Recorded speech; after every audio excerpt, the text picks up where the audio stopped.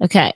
And it also takes there's a little delay before people actually like we're live right now, but it still says zero viewers because there's just a little second, little delay before it all goes on. But I'll start the whole housekeeping type of stuff. So, guys, welcome to From the Ground Up podcast number 54. Are you sure that number's right? Yeah, I think. I don't think so. I disagree. But it doesn't really matter. So we have a few things to get out of the way. Our Amazon link. So all you do is click on, it will be in the info of this podcast and then on all our YouTube videos. All you have to do is click on a link and it brings you to Amazon and buy things on Amazon just as you normally would. And then that gives us a little kickback that supports the podcast, as well as you will see Ian supporting one of our shirts, which is actually the one he has isn't available, won't ever be available.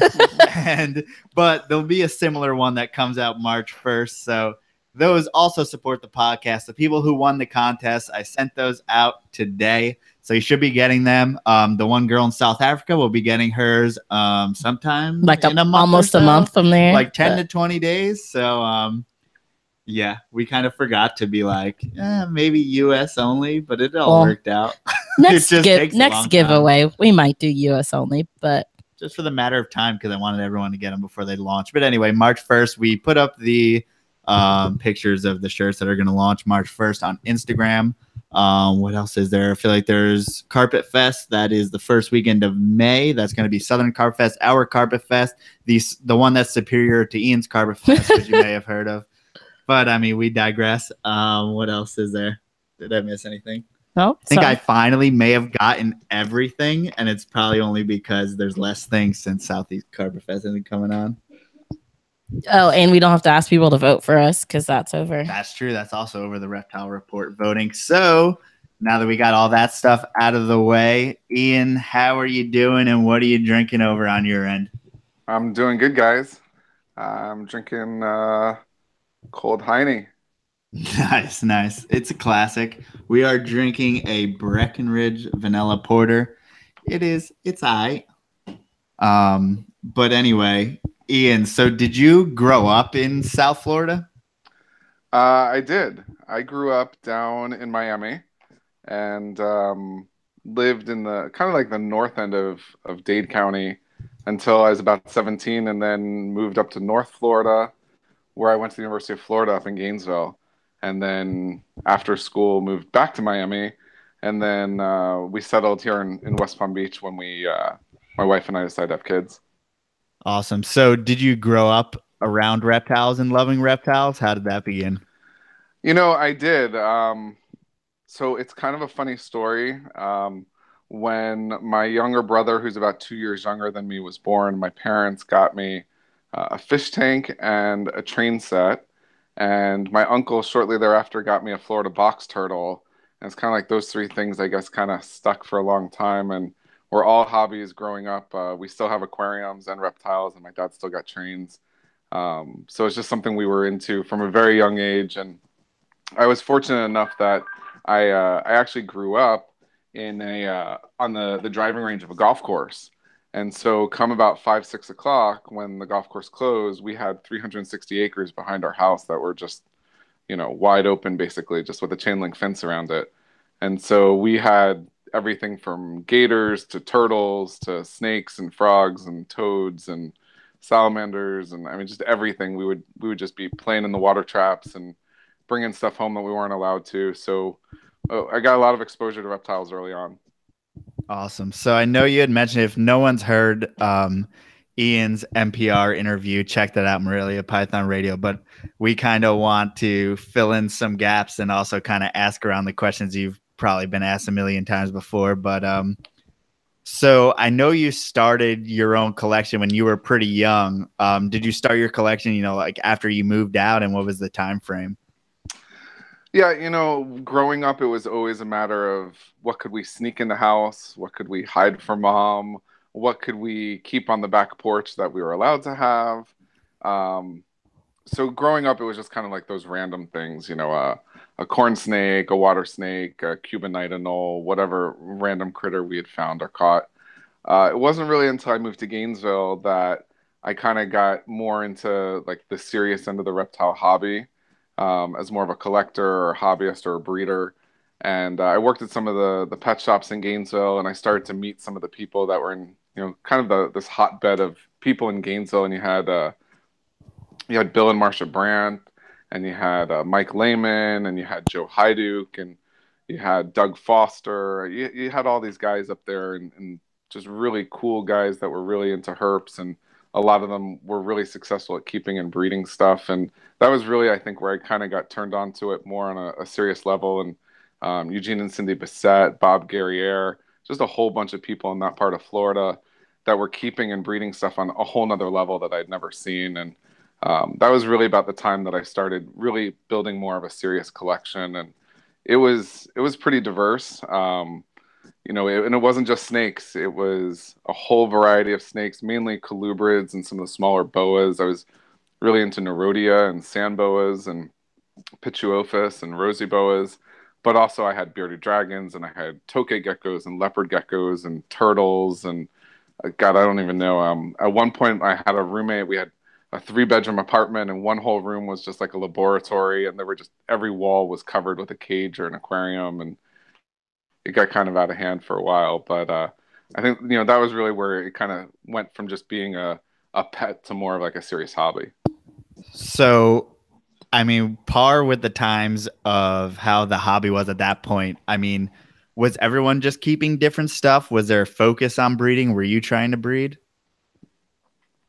Yeah, that was when the shows were just really starting to get really big, and you had the Daytona show, and then you started having people were breeding, and there were some people that were very focused. And my problem was just there were just so many different things. Everything was interesting. So, I was trying to breed a lot of different things. Some of it was just more for fun. I've just always loved tokay geckos. I didn't really see an empire in getting rich on breeding tokay geckos, but I loved the sound of them calling in the middle of the night.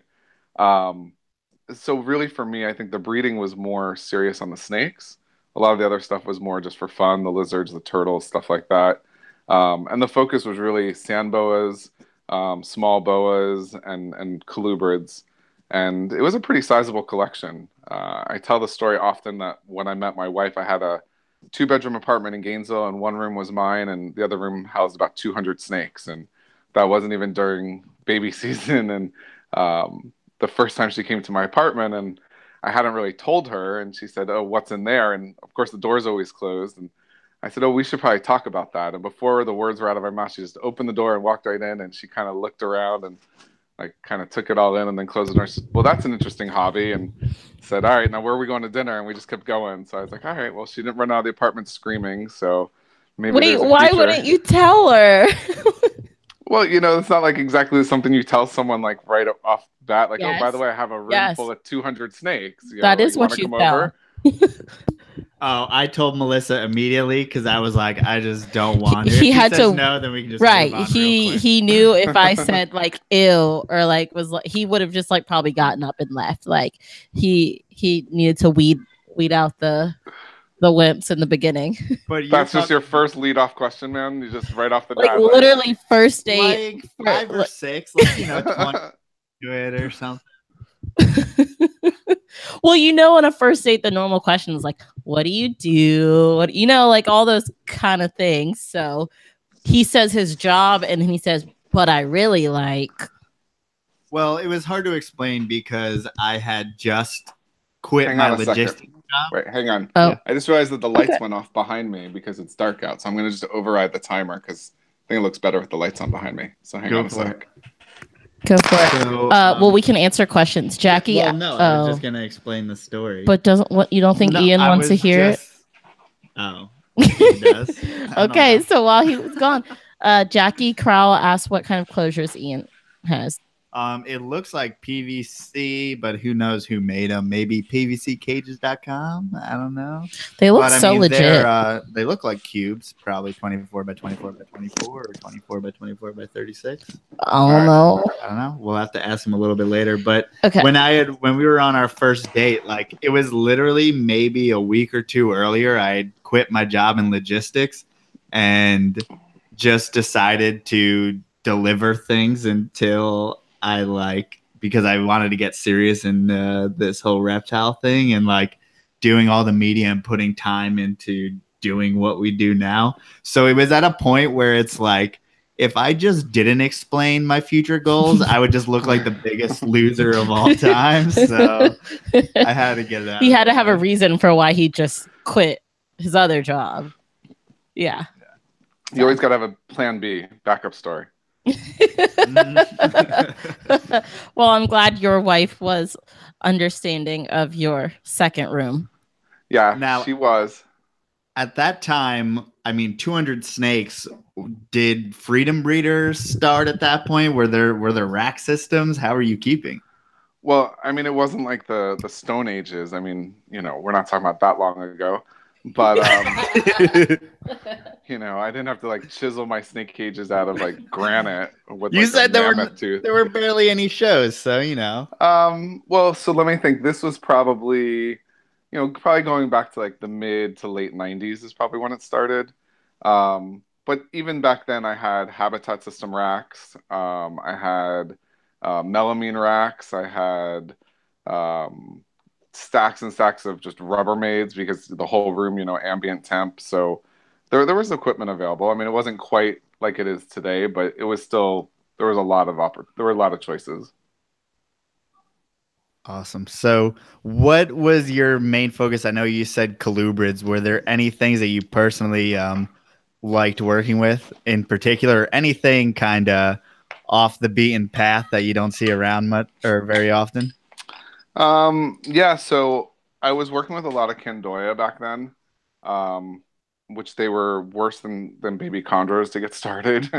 But the colubrids, I had a lot of Pituophis and some of the different, like the northern Mexican pine snakes and the some of the other gophers from out west. But some of the stuff was I think it's still available today, but it was very niche market kind of things.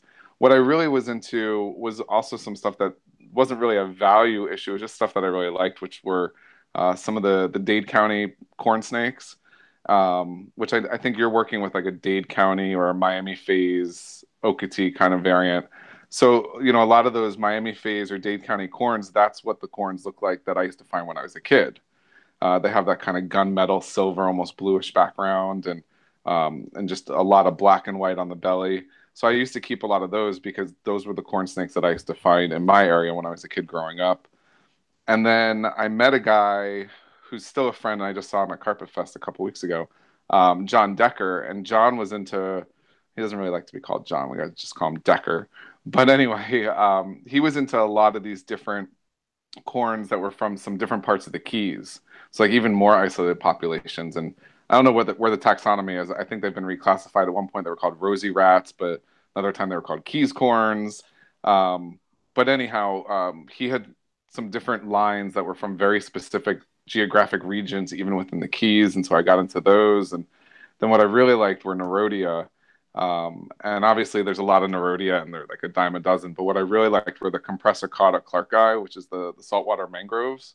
And those are the ones that have a prehensile tail, and you can get them in like red and orange and brindle and silver and black and just really cool. And I kept them in naturalistic aquariums just with a big piece of driftwood and a basking light and fed them feeder fish. And what an awesome snake. I mean, easy to take care of. They don't need rodents. They're a great display animal. They're tough as nails, and they give birth to live young. So it was like, just the perfect thing. I had a whole bank of aquariums with these different color morphs of Nerodia. And so really it was Nerodia, Pituophis, some locality kind of corns, and then a ton of sand boas and rosy boas and Candoya. And that was the 200. I'm not familiar with the mangroves. Are those Florida natives? Yeah, so it's a Florida native. Some people call it the saltwater marsh snake, but there's like a Gulf Coast marsh snake that's a different species. And then there are some intergrades, but it's Nerodia compressicauda clarki, I believe may have been reclassified even since I was working with them years ago. But they're mainly found just in the very southern peninsula of Florida. You can find them in some of the saltwater marsh areas of the Everglades, but then down into the Keys.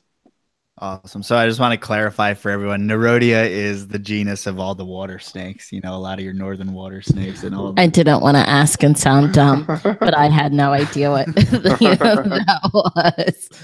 Why Nerodia? I feel like that sounds like another word, but I thought it was a cool name for a genus, but I guess I don't know. I was trying to make the connections in our language. You know, like sometimes it sounds like, but I was like Nerodia. I couldn't find that. Yeah, they're water connection. You know, I don't know. Which it's, I mean, something that's, I mean, natives in general, I feel, are very overlooked now in the hobby. Yep. Were a lot of the animals that you kept at that time, were they all imports, like especially like Samboas or even the natives? Was it wild caught stuff, or were people breeding readily? So Samboas people were breeding back then, but it was really kind of before the big morph. I mean, back then we had normals, we had Canaries, we had albinos, and we had snows. And there were just starting to be some paradox animals popping up, and some animals that had more of a striping pattern. But now I think that there's just a ton more available as far as in Samboas even. But I can remember just being excited about having and producing hets, het anneries, and then being able to produce my own anneries. And I think even then there was still a lot available. But this was, like I said, this was like late '90s, mid to late '90s was really kind of when this all started and was really getting into the whole reptile scene. Yeah, that's awesome. So what made you transition and kind of, you're into chondros now, so how'd you go from 200 snake or 200 reptiles and then to where you are now? What kind of happened in between?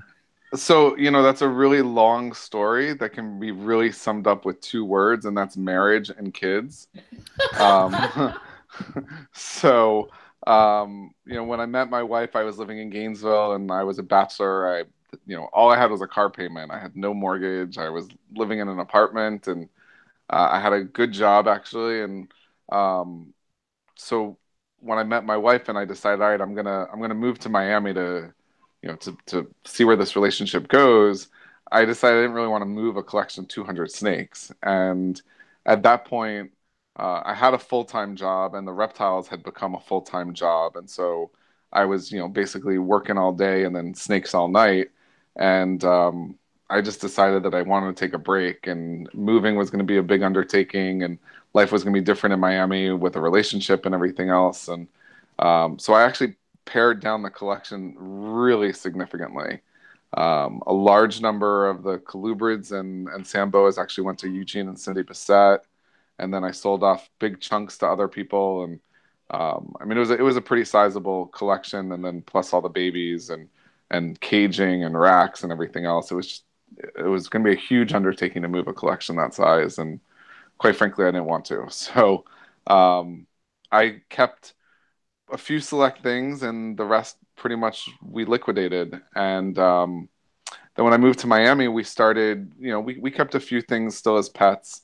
We had some tortoises, and we still had the tokay geckos and some turtles, painted turtles and spotted turtles, and just some other things. We're breeding some of them. And at that point, I think I just had like maybe one chondro. Yeah, maybe like one chondro, maybe two or three at the most. But I had a friend who was breeding chondros, and every time he would have a clutch, I would pick a baby out. And sometimes he would have like tough feeders. He'd be like, "I'm frustrated with this one. See what you can do with it." And so some of those I was successful with. A bunch of those I ended up killing, unfortunately.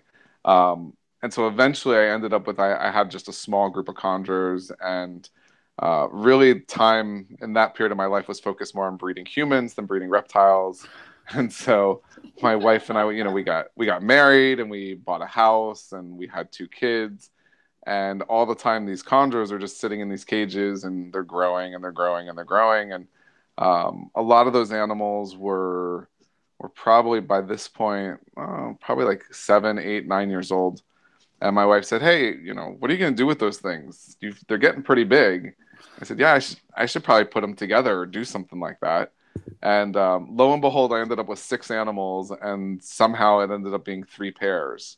And I did 3 pairings that first year, and I ended up with 2 clutches, and thought like, "Oh, all right, this is pretty cool." And we just kind of started from there. And it was those original animals that I just grew up very slowly while life had other things going on.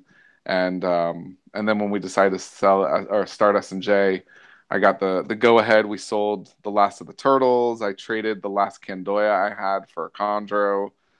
We had a gray banded king snake that was like a family pet that eventually just died of old age. I think that thing was probably around 15 or 20 years old. And so slowly but surely, we just ended up more chondros and less other things.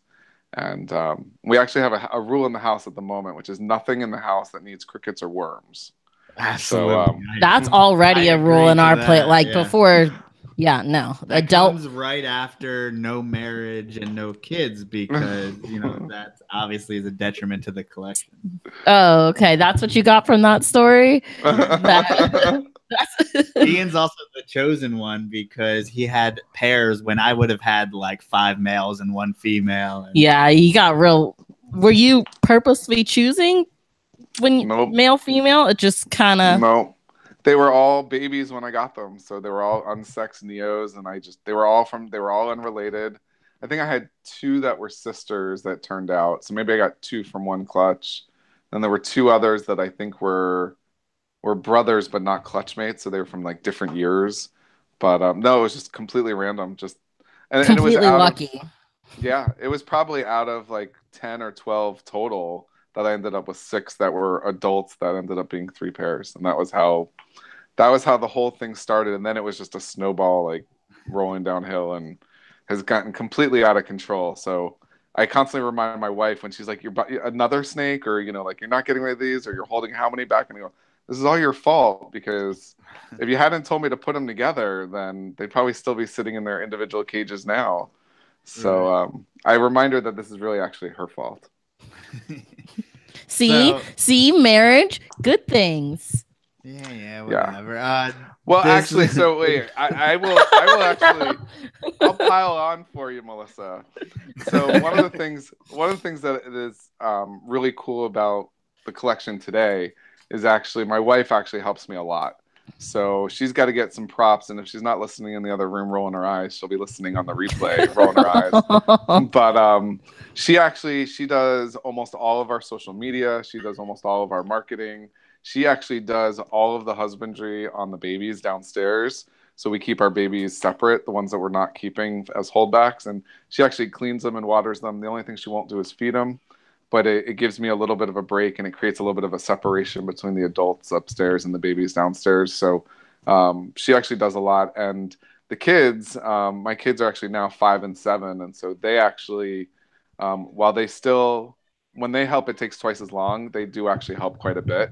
And they enjoy being hands-on with the animals. And they're right there in it when it comes to cleaning cages or weighing snakes, or if I let them, they'd probably pip the eggs themselves. So it is kind of like a family operation. And that's the part that's really cool now versus when I kept a big collection in the past, is that I do have someone to help me, and that help comes in a lot of different ways. And one of the things that you'll notice throughout a lot of the reptile industry, and it's something that you can see for years and years in lots of different parts of the reptile industry, it's a lot of couples. There's a lot of couples, because it's a lot to do and to manage by yourself. And so you look at a lot of people that are successful in this business, some of the really big commercial breeders, it's almost always couples. And when it's not couples, it's partnerships, and it's tough to do it all yourself. It's just, on any big scale, it really is. Absolutely. I think at some point it becomes like a family farm almost, and everyone kind of chips in their own way. But I hate to backtrack a little bit, but someone had a question just about how your experience was with Sambos and kind of how their temperament and keeping goes. So, Sambos were actually relatively easy to keep and easy to breed. They're a lousy pet snake, though. I'll be honest with you. They hide all the time, so they're not a very good display animal. And the thing I used to hate about Sambos is I actually kept them on Sandy chips. So rather than keep them on sand, it's like little tiny squares of laboratory kiln dried aspen, and they would bury in it just fine, just like sand. But what used to drive me crazy is I would never know where they were. And if I reached in to change water or whatever else, as soon as your hand goes anywhere above their head, they just bam, they just latch on. And for a small snake, they got pretty long teeth. And I used to get bit by them constantly, and it would drive me crazy. I mean, they are relatively low maintenance. They're not super high metabolism. They generally eat really easily as even babies, and they don't get very big. I mean, the biggest sand boas that I ever kept were probably like 30, maybe 36 inches long. They're not, and those are females. The male's even much smaller. So on the one hand, it's a low maintenance animal. It's easy to keep. They're pretty easy to breed. They're easy to get started, but you're pretty much looking at an empty cage all the time. Yeah. Yeah, I mean, that answers his question, I think, well, because he was talking about getting it for his kids. So. Didn't you say you wanted one? Yeah, I really want rough scale sand boas for no reason whatsoever. I don't like cool sand boas. They're too rubbery looking for me. What's Calabar? I don't know what that is. They look like little balls of, I don't even know how to, they're not that was not a good description. They're not attractive by any stretch of the imagination, and their tail looks just like their head. That's why I don't like the sand boas, because they look like one long thing. Yeah. But so obviously your wife helps you out a lot, because I mean, it seems like you're traveling a lot. I don't know if you travel for work or something like that. I do. So my day job, I don't know. I see it as an opportunity to travel quite a bit. So I cover the southeast region of the U.S. for the company that I work for my day job, and then I do a lot of travel outside of even the southeast for different events or meetings or whatnot. So yeah, during the day I travel a lot for work, and what's kind of cool about that is I usually try to tie that into something at night or on the weekend that I can do that's fun. And one of the things about the reptile community is that it's spread out all over, and it's a strong community, but we spend most of our time behind a keyboard. And as you guys know, it's fun to get out and go to things like Carpet Fest or to NARBC and actually see people and meet people and hang out the old-fashioned way. And so whenever I travel anywhere, I always try to hook up with somebody in the area that's into reptiles. And so you'll see that, I post a lot of pictures from different places, different collections that I get the chance to go visit. And it's really cool. Like, it makes travel for work more fun, because I know, like, all right, I'm going to work all day, but then I'm going to go hang out with someone at night and drink some beers and check out some cool snakes. And, I get to take advantage of being able to have that opportunity to do that when I travel for work. For people who even are looking to meet people in their own backyard per se, like, how do you make connections with these people? So say you're going to like a random place, Salt Lake City. How are you asking someone to like give you leads on people that live there? Leads? That sounds so weird. I don't know how else to say it. You sound like you're like promoting some kind of like singles website. Like, are you going to Salt Lake City? Are you lonely at night? Do we need to make a snake harmony? No, why not? So, obviously all the Facebook groups and the forums are a good place to start. I think kind of over time, especially in the Kandra world, you kind of learn like, where some of the different people are. Obviously there's some kind of hotbeds, Colorado, Maryland, Texas, Florida. I mean, there's certain areas where you just know. And the other thing is then you also people that you follow that you're seeing their pictures or their posts, or you're following their page. You kind of learn where they're located, and then kind of the old default is like, hey, anybody know anyone in Memphis that keeps GTPs? So you just kind of throw it out there, and it's cool because sometimes you meet one person and they introduce you to somebody else. And I've met a lot of cool people that way, and I usually know where I'm going a few weeks ahead of time, so I have a chance to kind of scout out the area and figure out who's in that part of the country. Yeah, that's awesome. Now, do you get time to get out and go herping or explore the local herpetofauna? I have on occasion. So a lot of times my work travel is like a Monday through Friday thing. So like just recently I had a trip out to San Diego, and so I basically flew in on a Monday. I worked Tuesday, Wednesday, Thursday, Friday, and then just extended my trip and stayed the weekend. And so got to go do fun animal stuff, basically like Friday night, all day Saturday night. And those are some of the pictures that I just posted some yesterday, the day before, and I've got a bunch more coming. But, I just kind of can plan my trip. I mean, if work is already paying for a plane ticket to and from California, and they're already paying for a hotel from Monday through Friday, they don't really care if I use, my Marriott points to stay an extra day or two in California. Now you're kind of understating that because you had all these pictures with like raptors and shit, and I was like, what is going on? So I haven't really posted a lot of those pictures yet, but one of the people that I hooked up with when I was in California, so there's a chondro emerald carpet guy, Andre Mondin, and he's married to this really cool girl, Hillary, and they have a kind of like an animal wildlife training facility / ranch kind of place up in the mountains in Escondido, and they have just an awesome collection. And she does a lot of bird avian training work. And that was actually a funny picture that she posted of me holding an owl. And that owl's name is Guinness. He's a Eurasian, let me get this right, it's a Eurasian eagle owl. So it's, I think, one of like the larger species of owls in the world. And so she was actually doing a training seminar the day that I went to visit, and she kind of let me tag along, and they were all interacting with the birds, and she let me kind of jump in. But yeah, I've got a bunch more pictures from there. They've got all kinds of reptiles and hoofstock and a huge bird collection that includes just all kinds of exotics. So I took some pictures when I was there, and I've still got to post those, but you should definitely check out. I'll put a link up to her page. She's got some really cool stuff, and they do a lot with behavior training through like the zoological community. And she puts seminars on, I guess, all over the country, maybe all over the world. And it's just really amazing to see some of these birds free flying. So some of the different raptors and birds of prey that they free fly, and even some of the exotic, the parrots, the tropical birds that they free fly. It's pretty amazing to see those birds in that setting. Is that like to train for hunting or for shows or for even like movies or something like that? Do you know? I think it's all the above.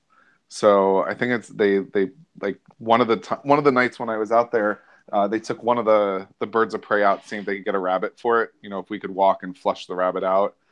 We didn't have any luck, unfortunately. But I think it's both. I think it's enrichment for the animals, for them to be able to go out and hunt on their own and to get that ability to fly around. I think she also does a lot of it for like educational and outreach purposes through like zoos and other facilities like that. And then I think also they do it for, movies and for training for, animal behavior kind of stuff as well. That's awesome. So through your travels and looking at people's collections, are there things that you see, whether keeping wise or species wise, that you're like, oh, I got to get into that, or I got to adopt that practice?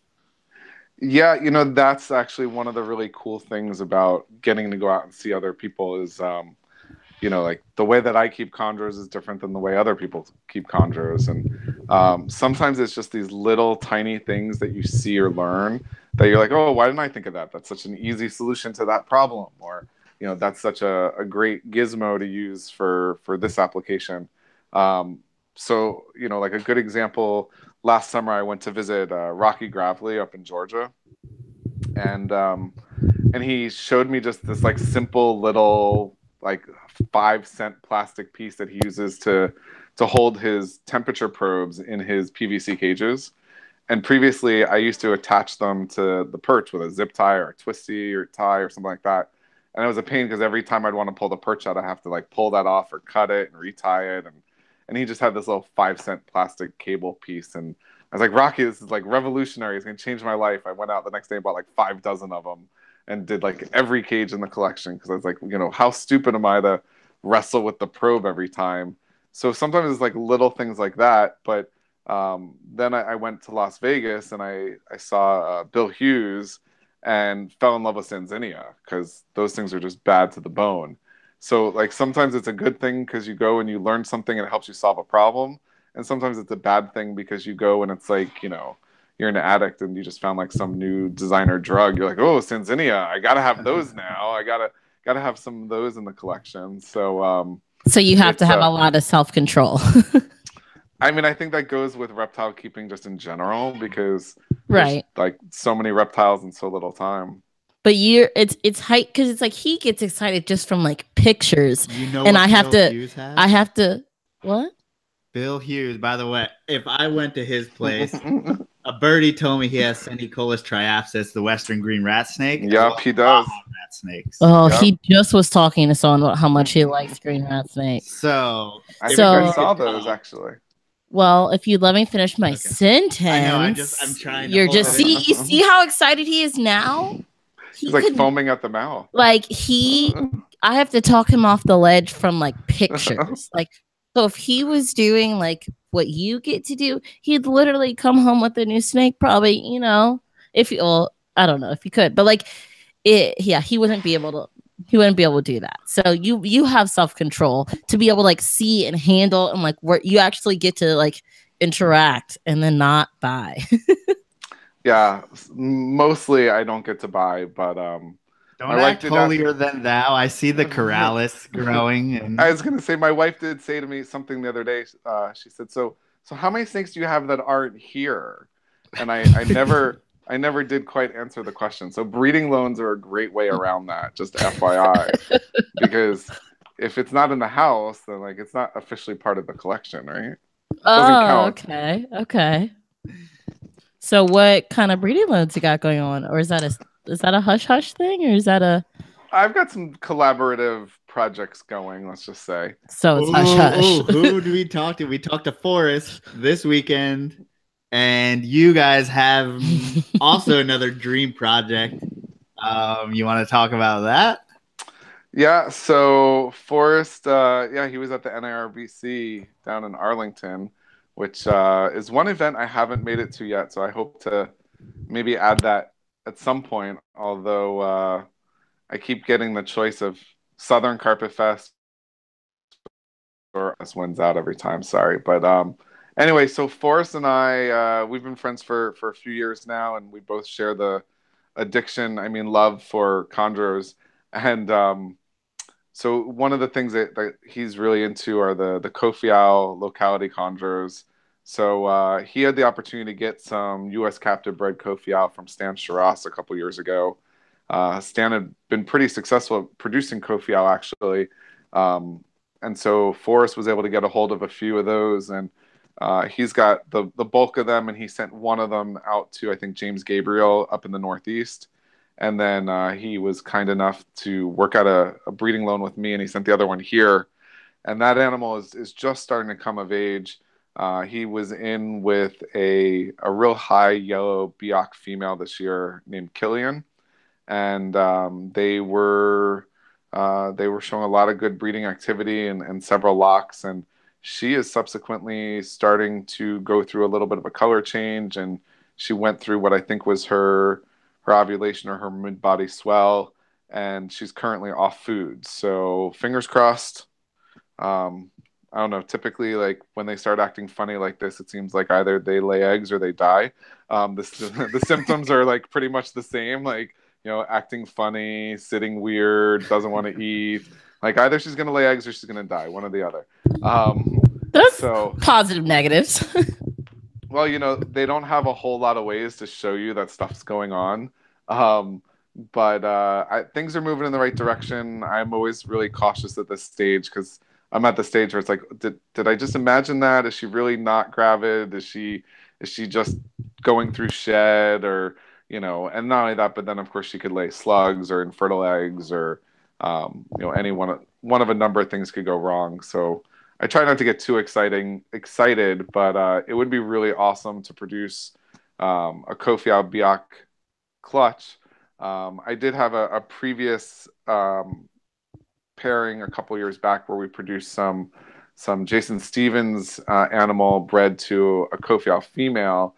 And same sort of situation. I got really excited, and then in the end, we ended up with one egg that went the distance out of that clutch and hatched. And we still have that animal. That's a 2016 animal, but sometimes everything looks great, and you end up with nothing. So I don't want to get too excited, but that's one of the more anticipated pairings I had this year.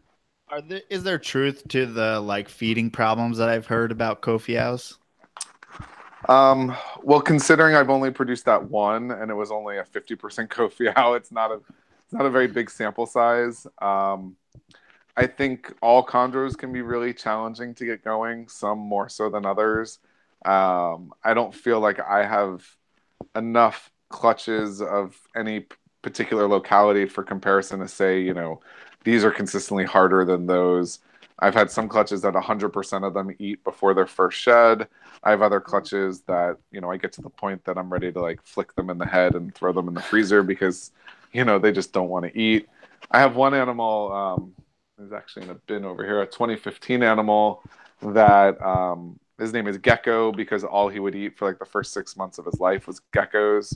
And, it's just, they're all different. And I don't know if it's really a locality issue. I know, a lot of people have said that Kofi owls and Arus tend to be a lot harder to get started than some of the other locality types.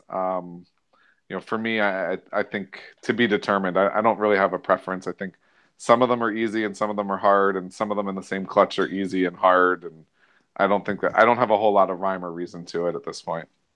All right. Yeah, I got to ask a question for the fellow locality snobs. Why breed the Kofi owl to a Biak? Well, partially because I didn't have a female Kofi owl to breed it to. So that's the first thing. I think getting any more additional Kofi owl blood into my collection is a good thing. So since I didn't have a pure female ready to pair with him, this was a good alternative. And this is a really high yellow animal. There's some suspicion this animal might actually be a Pedido and not a Biak, but it was sold to me as a Biak. So, I don't know. So you're just breeding for high yellow no matter how the hell it happens? Yeah, Kofi owl Biak, some people call it a Canaryac, Canary and Biak. They tend to produce really nice looking high yellow phenotype animals. So it seemed like a good pairing. Right. Yeah, that's something that I would love, just canary yellow Kandra. That doesn't change. Now, all Kofi owls don't stay yellow, right? There's only a certain percentage. Yeah, the name Canary Chondro I think is a little bit of a misnomer. So, and there's also I think a lot of information about Kofi owl that we don't necessarily fully understand or have the full story. But it seems like of the animals that come in that are labeled as Kofi owl, and I've got a number of them that have come in labeled as Kofi owl. They look very yellow, and then they end up being a green snake. And some that seem to keep the yellow for a very long time. Even the one that I have that's from Forest or from Stan Shiras via Forest does have a little bit of a green wash to it. And even the Kofi owl that turn green typically will have a little bit of a different kind of green phenotypic expression to them. But they don't all stay yellow. Some of them seem to stay yellow their whole lives. It seems a lot of times the females will stay yellow until they breed, and then they'll go through a hormonal color shift and turn, less yellow, more of a greenish, bluish color. So I think, I heard Chuck Vogel and Rico Walder, apparently, who, years ago had two of the biggest Kofi owl collections in the country, that they used to speculate and kind of bicker back and forth of like, was it 15% stayed yellow? Was it 25% stayed yellow? But it definitely seemed like it was a smaller percentage or, minority of the animals that kept that yellow their whole lives versus ones that eventually, even if it was later on, once they went through a breeding cycle, turned some shade of green. Right. I don't know if you saw that the DM Exotics video of him and Kofi owl, but he did find a green tree, and not, necessarily what we would think of a green tree in the where it would be, and then also what it would look like too. Yeah, Dan's got some awesome videos online. That whole trip, that whole series, I think it was like a 10-part series or something. It was some awesome videos.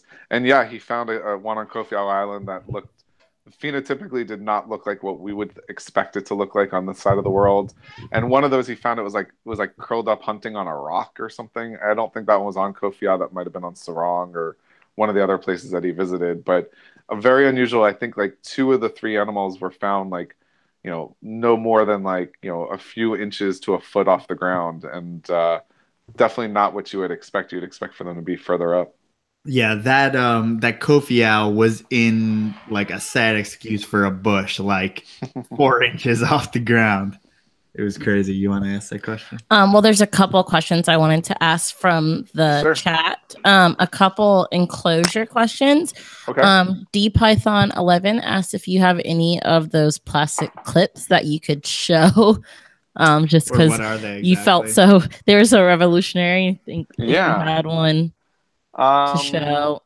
I could go grab one. I could grab one because it's downstairs next to the fridge where the cold beers are. So I could. Well, I you could need kill another two birds beer, with one don't stone. you? Yeah, I could definitely do that. What's the other question? The other question asked about enclosures. Okay. There's multiple. Thank you. I got a piece. So you take oh, okay. Well, y'all both can't leave. Okay. Well, the next question was about your enclosures and where you got them from.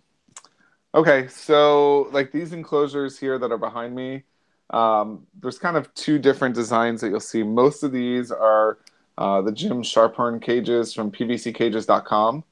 Okay. So most of these are the 24-inch cubes, and these have the hinged glass doors as opposed to the sliders. I know there's kind of two big schools of thought there. I'm big on the hinge doors. I'm not a big fan of the sliders. And then there's some other cages. Let me see. Kind of there's some up top there, and some of these smaller ones that are like 18 by 24, and those are actually boaphile cages. Really like the boaphile cages a lot. They are a little more expensive and longer lead times, and a little more costly to ship because they come fully assembled, but I really like the boaphile cages, and together they work really well for me just based on height and the size animals I'm working with. What do you like about those rather than the other ones you have? As far as the boaphiles, what do I like about those? So the thing I like about the boaphile cages is that the PVCcages.com cages from Jim, they come unassembled. So first of all, you got to put them together, which for a lot of people is not really that big a deal. But because they come unassembled in panels, you got to put them together. Then they also have to be sealed, otherwise they leak. And I didn't know that the first time around. So of course I put them all together and sprayed animals, and they leaked like a sieve. So so you have to seal them. The other thing is that the boaphile cages use heavier duty hardware. So almost every one of the cages that I have that are the PVC cages, all the little handles have pretty much all broken off. So the boaphile cages are just more substantial. They use heavier duty hardware. The material may be the same or slightly thicker material. And the boaphile cages are pretty much, they come fully assembled. They're fully sealed. I just tend to like them a little bit better, but they are more expensive. And I think that the lead time is longer. So I think that's probably why the PVCcages.com cages are so popular. I don't know if it's a sizing issue also. A lot of my cages I've been fortunate enough to get secondhand. Just we have a lot of reptile people in South Florida, and Craigslist is always full of all kinds of stuff. So those are what I use primarily for the adults. I don't know if you can see on this side. There's actually a rack over here. That's what I use for my males. That's a Reptile Basics unit, and there's 3 of them stacked on top of each other. But basically, that's what I use for a lot of my male housing because, as you can see, the males spend most of their time in with the females. There's a number of boys that are in there with girls right now. I don't know if you guys can see, but like this pair over here, like they're all curled up together, and there's a male in that cage, and there's another male up in that cage. So the males pretty much are only spending a day, 2, 3, maybe a week at the most in those tubs when they're being fed, or if they're in shed, or if the female's in shed, something like that.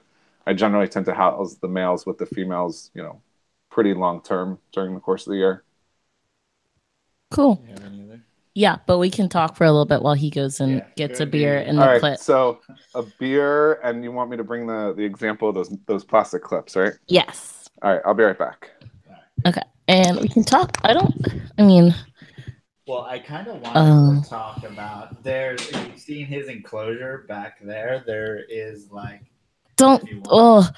we always fuck that up and we can never go back, but we'll try.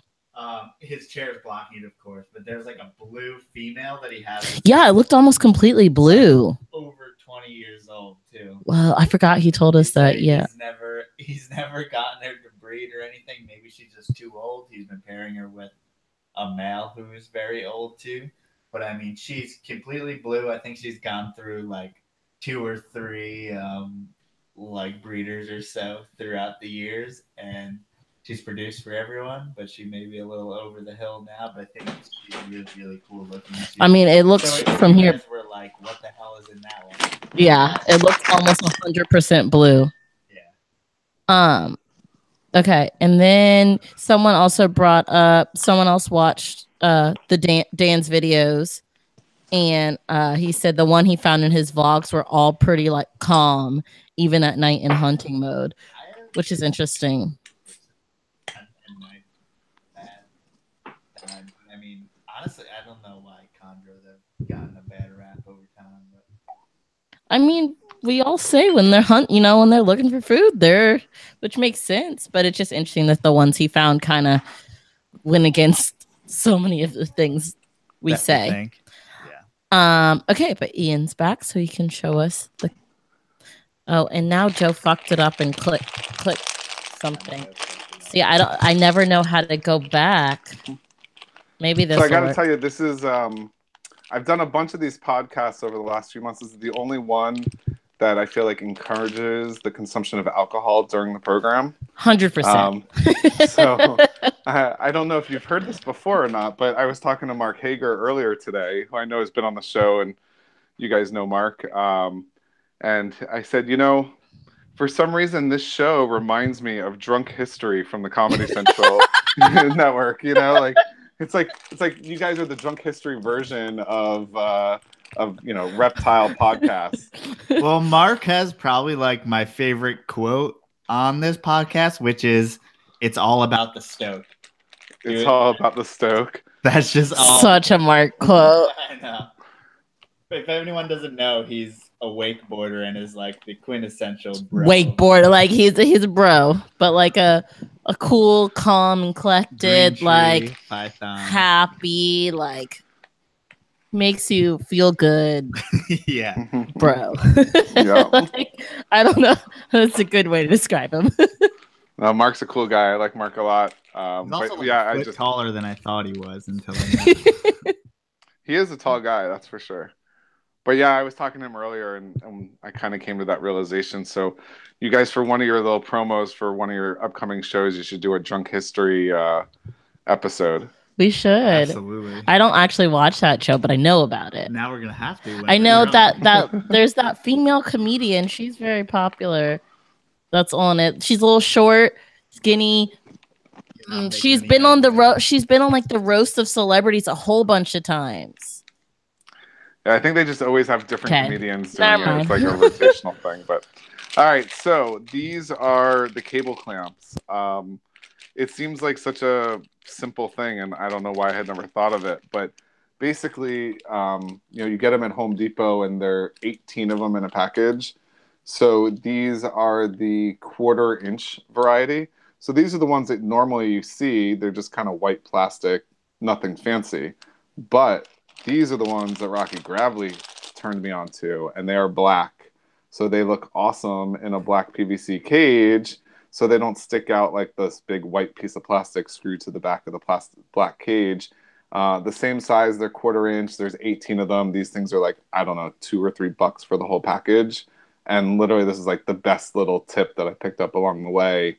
I just attached the temperature probe for the Herpstat directly to the back of the cage, pretty much like in the middle, width-wise of where the heat panel is going to sit.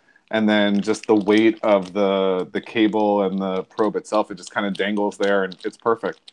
And then I don't have to attach it to the perch, because I like to be able to pull my perches in and out. It's the easiest way to move an animal when you need to move them, especially the males when they're going back and forth. And literally, this little $2 thing at Home Depot was just like a godsend. And it was all because I went to visit Rocky, and I was like, "Hey, what are those things? Where did you get them?" He's like, "Oh, those stupid little things. I just got them at Home Depot." And I took a picture, and I went to my Home Depot, and there they were. It's like the most obvious thing, because you're like, I got this cable that I need to clamp down. Cable. And maybe I've like run cable like in a living room you don't want to trip over, and I've used something like that, but never thought to use it on an enclosure. Yep. And it's perfect. They're plastic and they're great. I highly recommend them. Home Depot. Yes, that's Cool. awesome. Okay, so the last chat, or the most recent question from the chat, Jackie asked if there's any rhyme or reason to which babies are red and which are yellow. Well, so rhyme or reason to which ones are red or which ones are yellow would start with kind of the classification or the taxonomy of green tree pythons.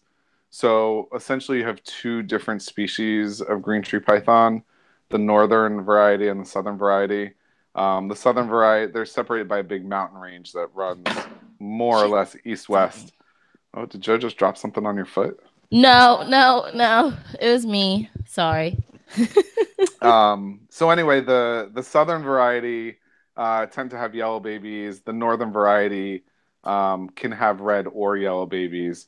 As far as what predicts when you breed two animals together, typically if you have a yellow adult, if you have two adults that both were yellow as neos, they're generally going to produce yellow offspring. If you have two animals that both were red neos, they're probably going to produce red offspring.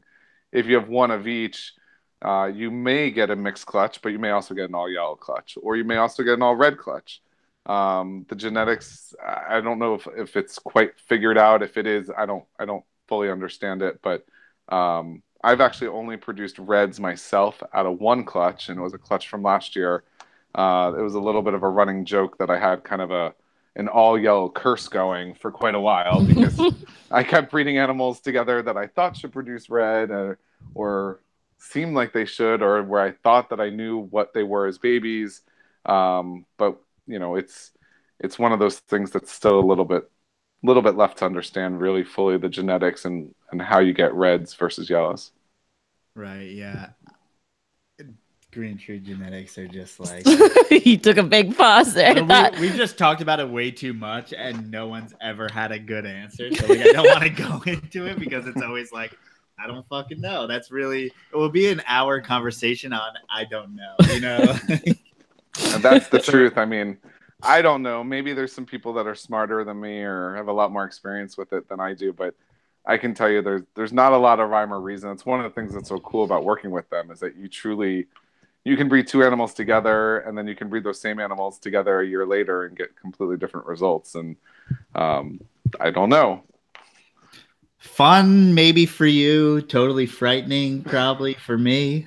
That I don't know. That seems like a giant gamble, but and remind me. Okay, one of them between red and yellow is more likely to turn green, and one of them's more likely to turn. What's the? Nah.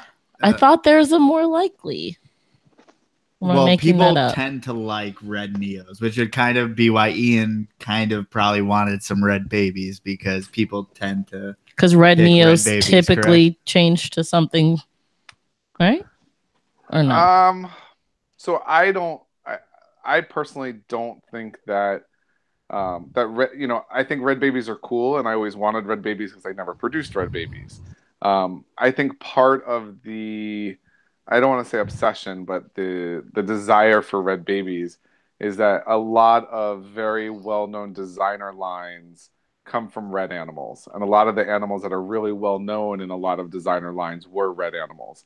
Now, part of that is because a lot of those animals were Trooper Walsh animals at one point or another, and Trooper liked red babies. So he used to keep all the red ones and sell all the yellow ones. So by, process of eliminating the yellow ones in his collection, he was always sort of biased towards the red ones, and his collection was geared more towards the red ones. So then when those genetics were released out into the community, they were almost always from red animals that were red babies.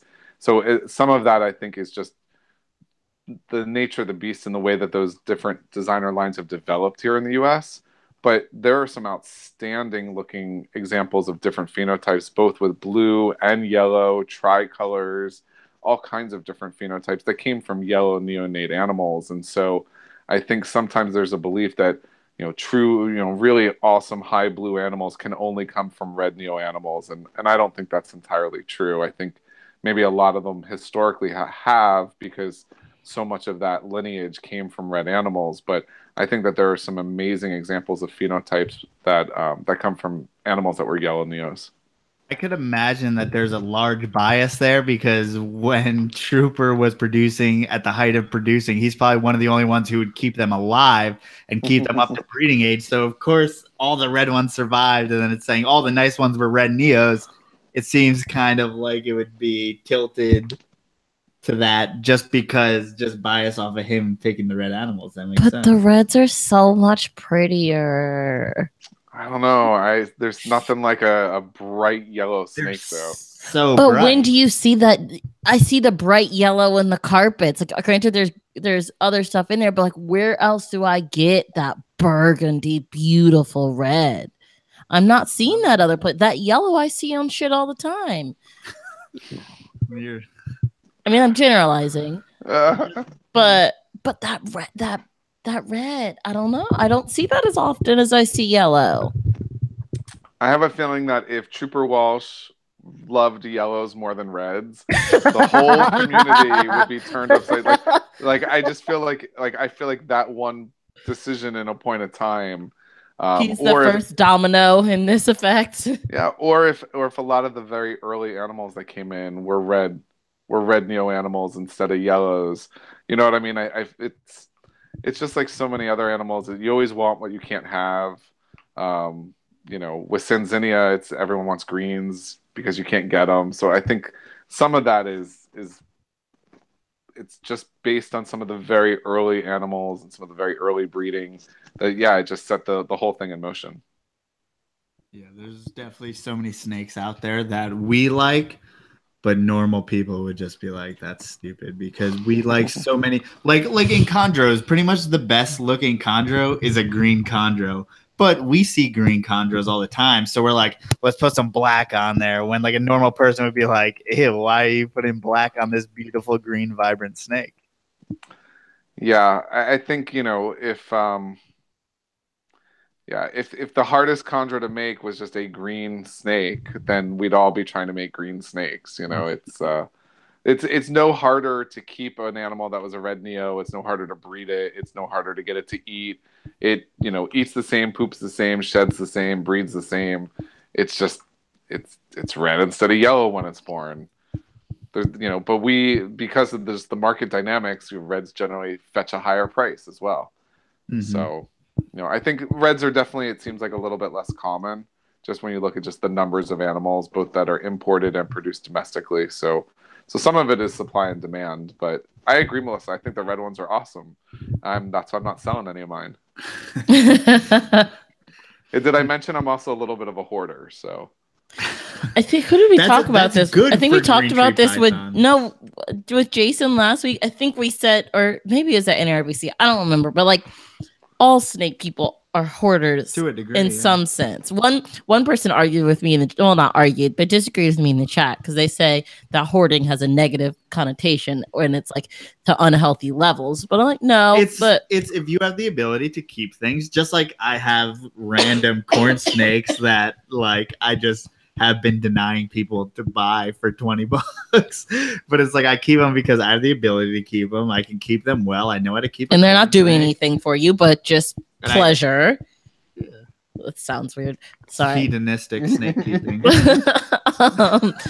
like, yeah, y'all are all a little bit of hoarders. Well, for green trees, I think it's to his benefit because if you end up with something crazy or you end up with something mundane, either way, you know the end result. And if you have to sell them down the line, they're worth more. I mean, it's kind of a win-win. And it's easier to be a hoarder in green trees because you don't know what it's gonna look. You know, like our corn snakes, like we're like, yeah, we pretty much can tell you what they're gonna look like as an adult. You know what I mean? Like, but with him, he doesn't know, so it's like that's just a little bit more incentive to like that hoarder nature.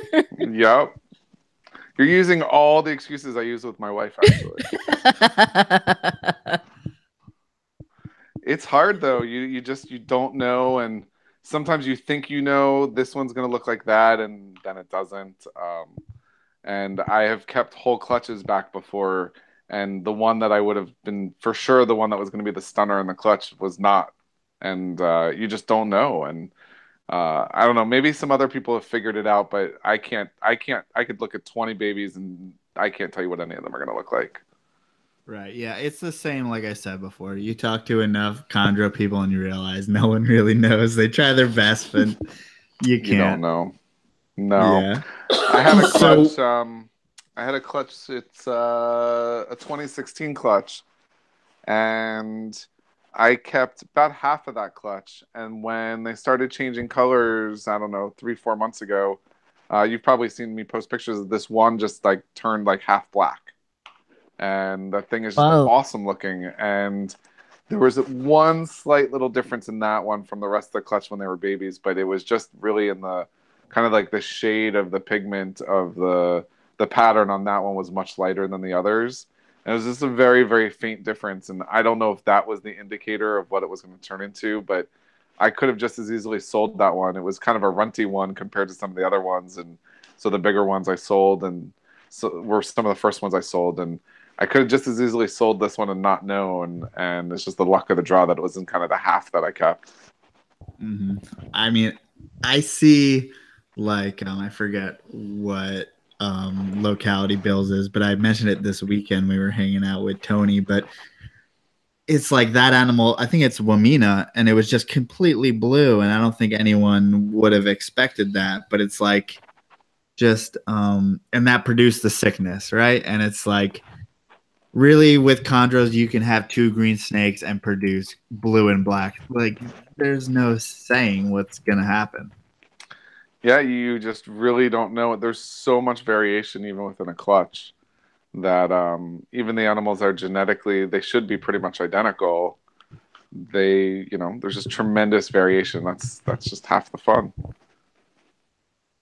So I guess someone was kind of mentioning, they kind of mentioned cohabitating, which I wouldn't consider it what you're doing. See, but like, I would. yeah, because you keep them, is it seasonal way you keep them together or what's He going said on most there? of the year.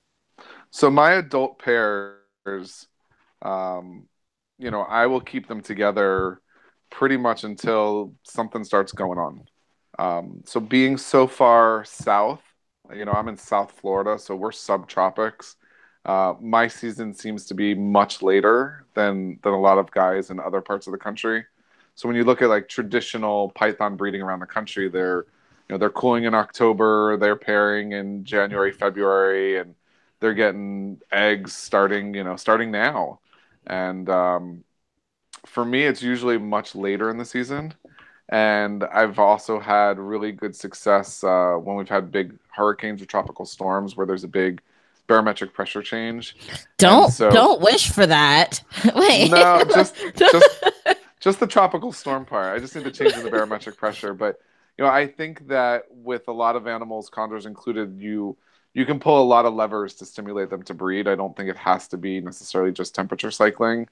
And being this far south, I'm really dependent on the weather to get cool enough anyway. I mean, even with my wife and kids cranking the AC down at night to like 74 or 73, I can't get the snake room that cold unless we get a real hard cold front. And it seems like every year we get less and less in those, and they come later and later in the year. So I will just pair them for months and months and months basically. And as long as I still see that, one of them's not stressing the other one out, like one's not sitting on the ground under the paper, as long as they're still showing interest in one another, I'll keep pairing them.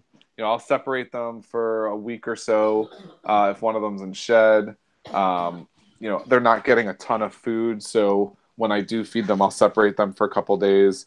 But they'll stay together sometimes for months at a time, and some of the pairs they show breeding activity almost nightly.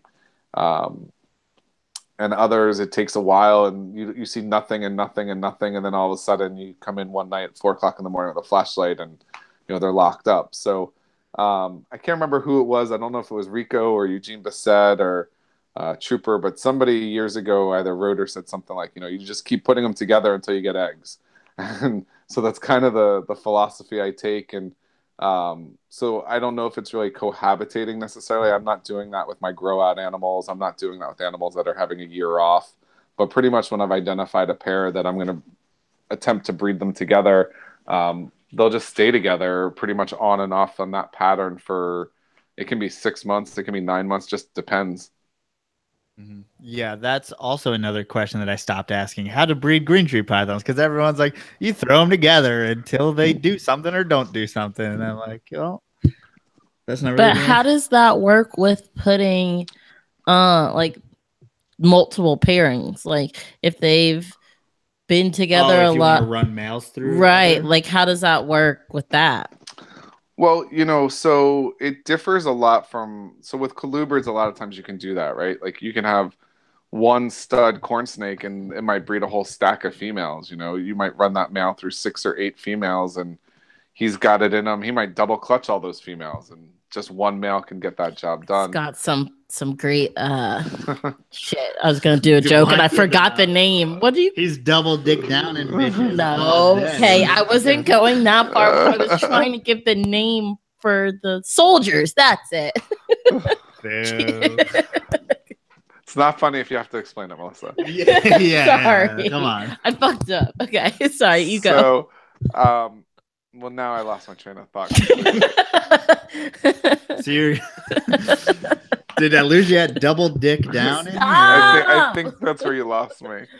So the thing with chondros is, well, it's kind of two things that I've noticed. So one is some males are just good breeders and some are not. I mean, I think that's true with a lot of animals. But even more so with chondros, like some males like certain females and not other ones. And it shouldn't come as a huge surprise to us because most guys, if you locked them in a room with a female, they would only say yes to like 98% of the females, not 100% of the females. So there's always going to be like that 2% that we're like, no. But I think some males are just more compatible with some females. I don't know if it's the females are receptive or they're putting off the right pheromones, but I have literally, and I've talked to other people who have experienced the same thing where you have a male and a female, and you put them together and nothing and nothing and nothing, and then you put a different male in and he's on her like in 2 seconds.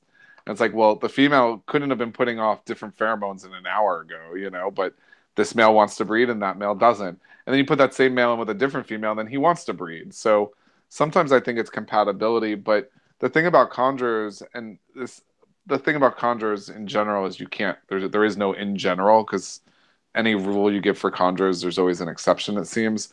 But a lot of chondros, at least the ones that I've worked with, the males will fast during breeding season, and sometimes they'll fast for a long time. So I'm talking 5-6 months at a time, and it takes a huge toll on those animals when they don't eat for that length of time. And so I think part of the reason why you don't see people running one male through multiple females is because it takes a lot out of those males. And so you really want to be sure that he's gotten the job done before you move him to the next female. You want to make sure soldiers are good, Melissa. But the other side of the coin is that one of the things about the chondro community and chondro keepers in general is we are almost fanatical about record keeping and lineage. So you really don't want to put a male in with another female. You don't want to be swapping males around. You want to know for sure that's the male that is the father for that clutch or sired those eggs. So that's why a lot of times you'll see just one-to-one breeding. I think that's also the reason why in chondros a lot of people undervalue males, especially adult proven breeder males. In a lot of species, it's the adult proven breeder females that are really valuable, and people just kind of discount. Oh, it's just a male. Like kick him out the door. Girl power. Yeah, but I think a proven breeder adult male chondro, especially one that's a good breeder that'll breed like a piece of rope if you let him. Those are the ones. I mean, you want those males in your collection. And I have a number of males right now that currently have the year off. They have no planned breeding because it's like I know these males will breed. These are my good breeder males, but I want to let this other male have a shot because that's the genetics I really want. So I've got these other two kind of waiting in the wings. If the first guy doesn't get it done, I know I can go to him, but it's just not the genetics I want or not the pairing I'm looking for. And so I actually put a lot of value on not just proven breeder adult males, but good breeders, consistently good breeders. Mm-hmm. And now, as far as the males, you're kind of using them as far as they're not feeding. So you're looking at body structure, stuff like that to be like, okay, this is when I'm going to stop pairing him with females? That's the only reason why you would take him out? Well, if I feel like he's really losing a lot of weight, miraculously, a lot of times they don't look really like they've lost a whole lot of weight until you pull them out and you weigh them, or you handle them and you feel how much mass they've lost. But yeah, if they're starting to look like, they really need a meal in them, I will definitely separate them. I generally will separate them anyway because I want the females to be able to eat in peace. I don't feed in the same cage. I know a lot of people will do that, especially when the males are off feed. I always separate. I have had some accidents with a female grabbing a male, just unintentionally because of the food response. So I always separate when I feed for both of their sake. I also will continue to offer males food on a regular basis, even if they haven't eaten in weeks and weeks. On the one hand, you never know when that male is going to just flip the switch and decide to eat. Sometimes, they might fast for 6 months, but they might eat once in the middle. And so I'll still offer food because you just never know when you're going to get that animal in the right mood or it's just the right feeding response. Sometimes I think they almost grab it by accident or defensively and they're like, oh, I'm already here. Let me just eat it. So I will continue to feed them. There's actually, it's a double-edged sword though, because that's actually the way that I took the worst bite ever from a chondro. And that was from a male that hadn't eaten in like 5 or 6 months. And I had become complacent. And so I would offer him food every time I would separate them.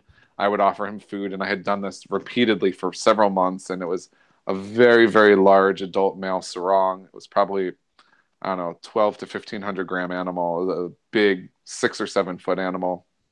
I'd raised it from a baby. It was perfect animal and never tagged me, nothing. It was not aggressive. And I went to feed it and it hadn't eaten in probably 5 or 6 months. And because of that, I had gotten very relaxed with it and I was using way shorter hemostats than I should have been using. I should have been using something like 24 inches long, and I was using something that was probably 10 inches. And I was like, oh, he's not going to eat anyway. I'll just offer him. And that was the day he decided he was ready to eat, and he shot right past the rodent, grabbed my hand, full on feeding response, top jaw, bottom jaw lodged in my hand, wrapped my whole arm up to the elbow. I mean, just it was bad. I probably should have gotten about half a dozen stitches for that.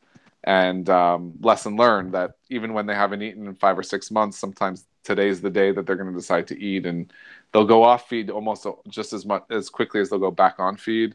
But I have some males that are very consistent, and they'll go off feed around October, November, and they won't eat literally for 5 or 6 months at a time.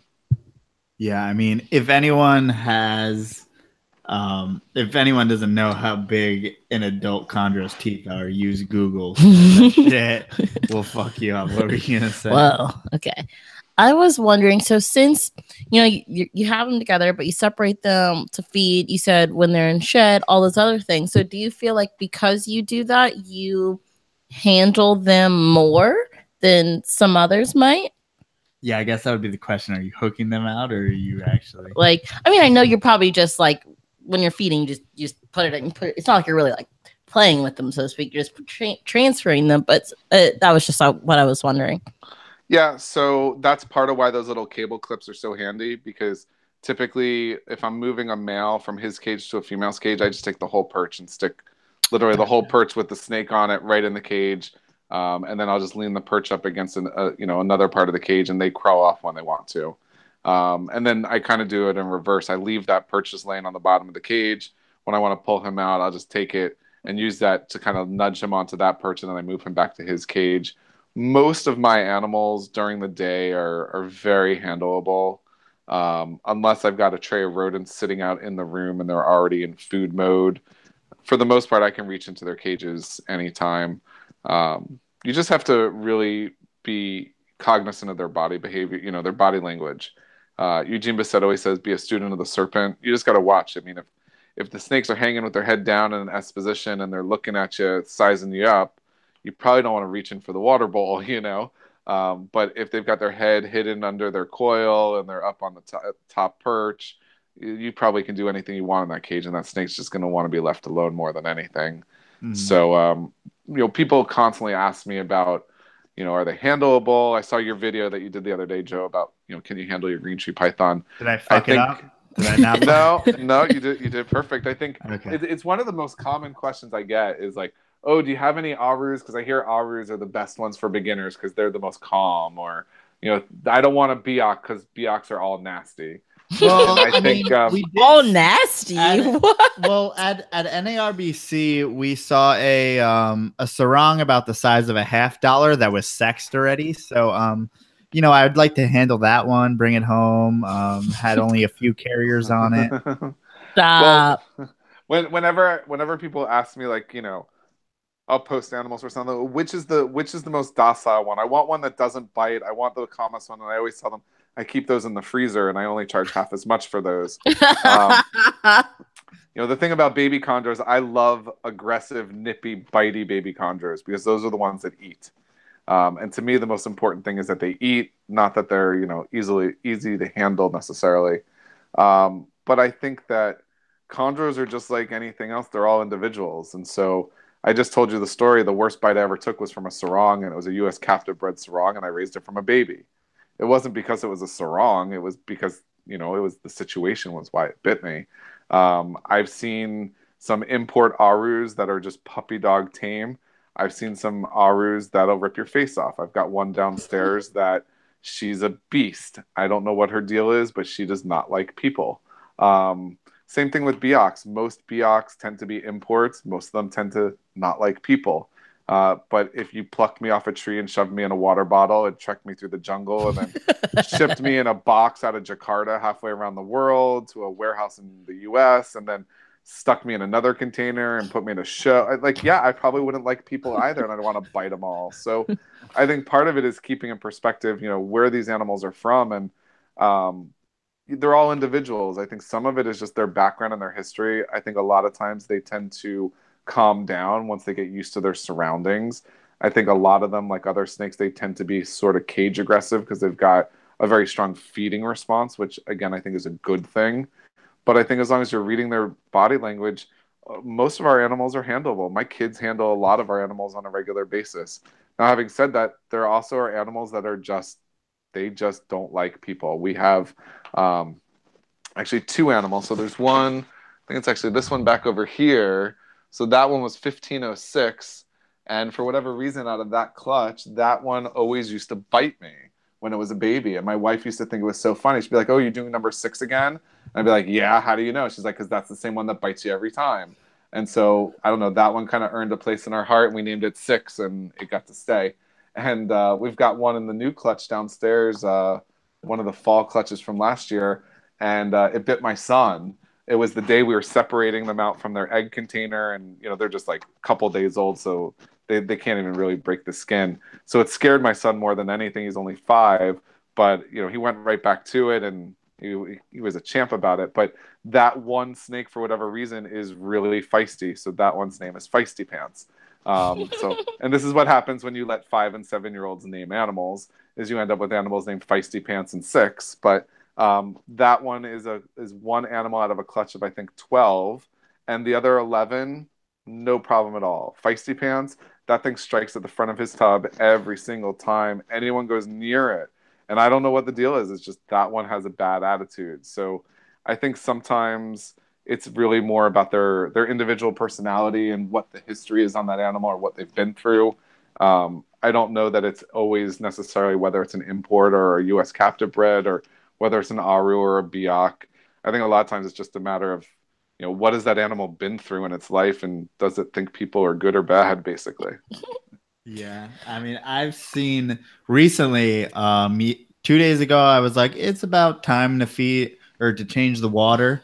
But by the time I got around to changing the water, I don't know if you remember, I was cleaning all the snakes, and then I came back to the green tree. And then I went to go reach in. I was like, tonight's not the night to change the water, because he came out at me. And then this morning he was facing the other way. So I was like, this is perfect. So he faces the other way. I clean his water bowl. He doesn't even notice I'm there, and that's good. And that's how I usually judge when to go in there. It's weird because I've never seen him bite you. I can't even remember if you've told me a story about him biting you. You may have, no. But he still makes me nervous. And I don't know if it's because they get a bad rep from people, and it's just in my head, or I see how much he goes out. If that makes like right, yeah. At night, I open the front, the sliding glass, and he comes and out. so it's like I think that in my head has made me like kind of nervous about all green trees. Handle them, which is like, how old is she? She's right, like but she's still. It still kind of was going. I don't know, something. As much as I like green trees, how they look, it still makes me. I don't know, Ian, if you've ever seen. I've never seen one that enjoys being handled. Every time I try to get mine off, and I try to get off the perch, it just tries to run away. Yeah, I think if you want an animal, a snake that you're going to be able to handle a lot, that enjoys being handled or tolerates it, is not going to be stressed. Green tree is probably not the number one choice. They really are more of a display animal, and it's not so much because you can't handle them, but really the big enemy with green trees is stress of any kind. And obviously they are not seeking out human attention. They don't want to come chill on the couch with you while you're watching TV eating pizza. They may put up with it, they may tolerate it, but they really don't want to. So I think if you're looking for an animal that's going to be a lot more hands-on, you should probably look at something like a ball python, or even a corn snake is an animal that's a lot easier to handle. It's not that you can't handle chondros, but for their sake, quite frankly, when they're little, they're so delicate that they can easily be injured. And when they're older, it can be stressful for them. You're pulling them out of their environment. Even when you look at just their body structure, they really want to be wrapped around something. They're not really comfortable being handled the way that we want them to. Yeah, when you see your green tree in the enclosure and it's literally perched up perfectly all the time, every time, then you take it out and it's always cruising around you and doing stuff, like, it's clearly not comfortable. But it's just so weird how it sits still for 99% of its life, and then you touch it and it decides to act like it's so energetic. It's very unnatural for them, I think, to be out at that point. But someone wanted your opinion on Carpondros. Carpondros, I think it's pretty dividing kind of subject. People seem to either love them or hate them.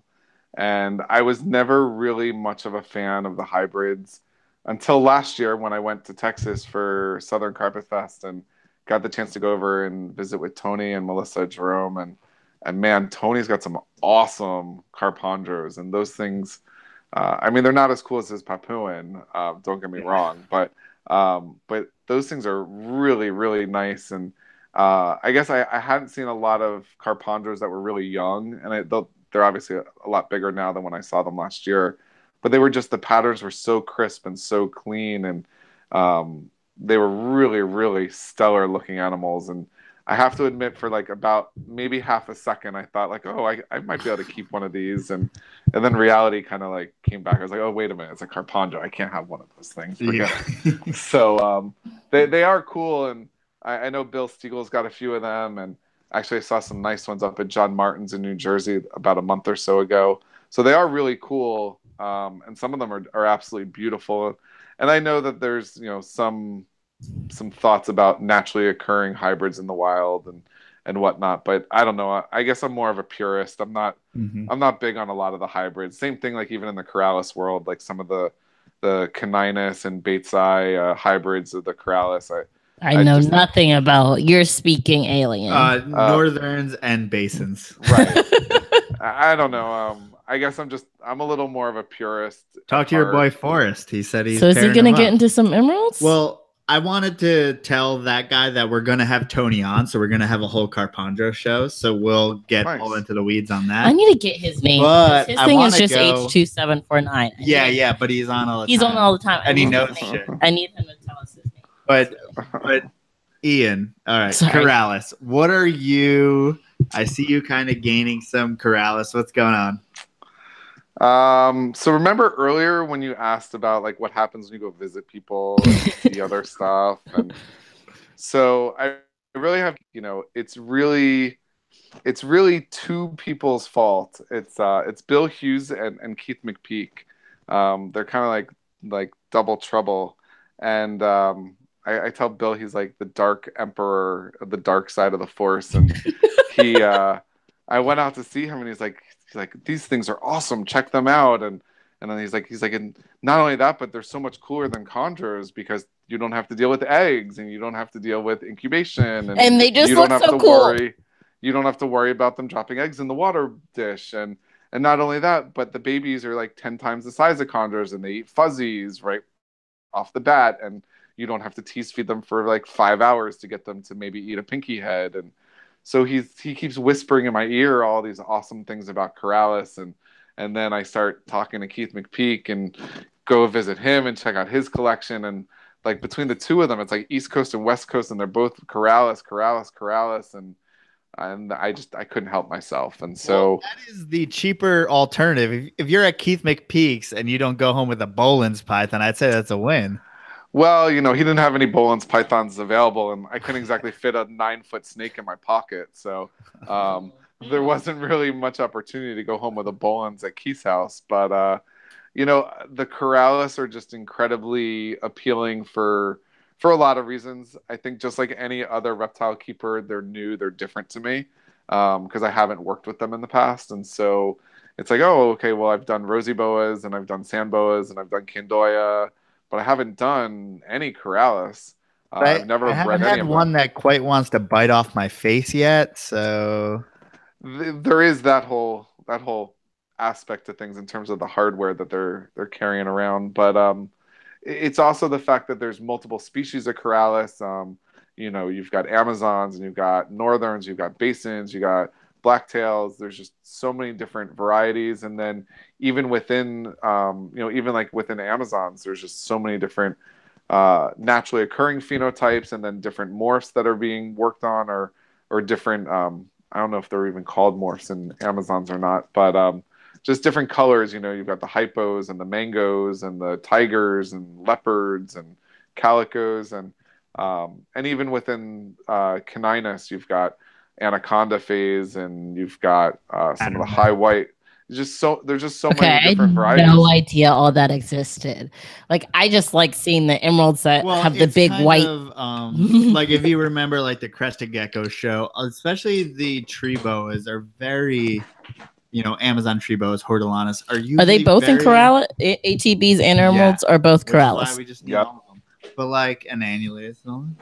Yep. But I mean, like they're more like crested geckos, where you get a garden phase, you get a red, you get a yellow. It's just like different little.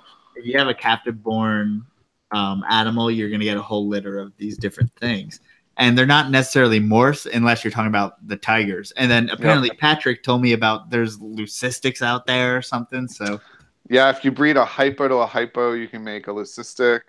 There's also calicos. There's also mangoes.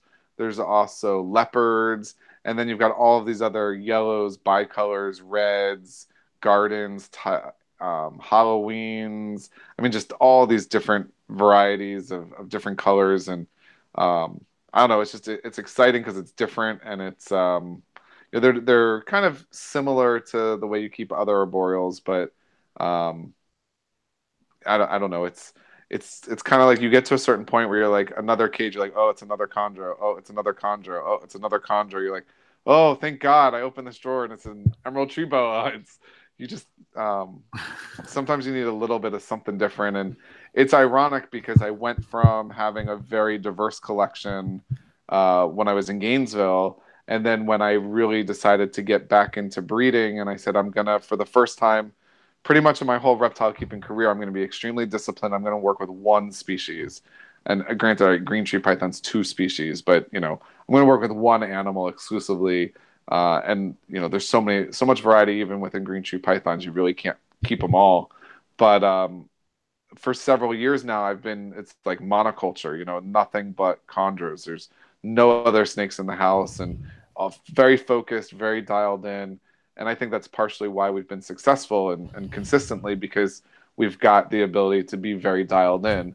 But then what happens is then you start kind of getting a little bored, and you're like, well, now I want something that's not a chondro, that's not a green snake, that's something different. So the pendulum is swinging back the other way a little bit. So we do have a number of Corrales projects going now, both Caninus and Hortulanus and Russian Burgeri as well.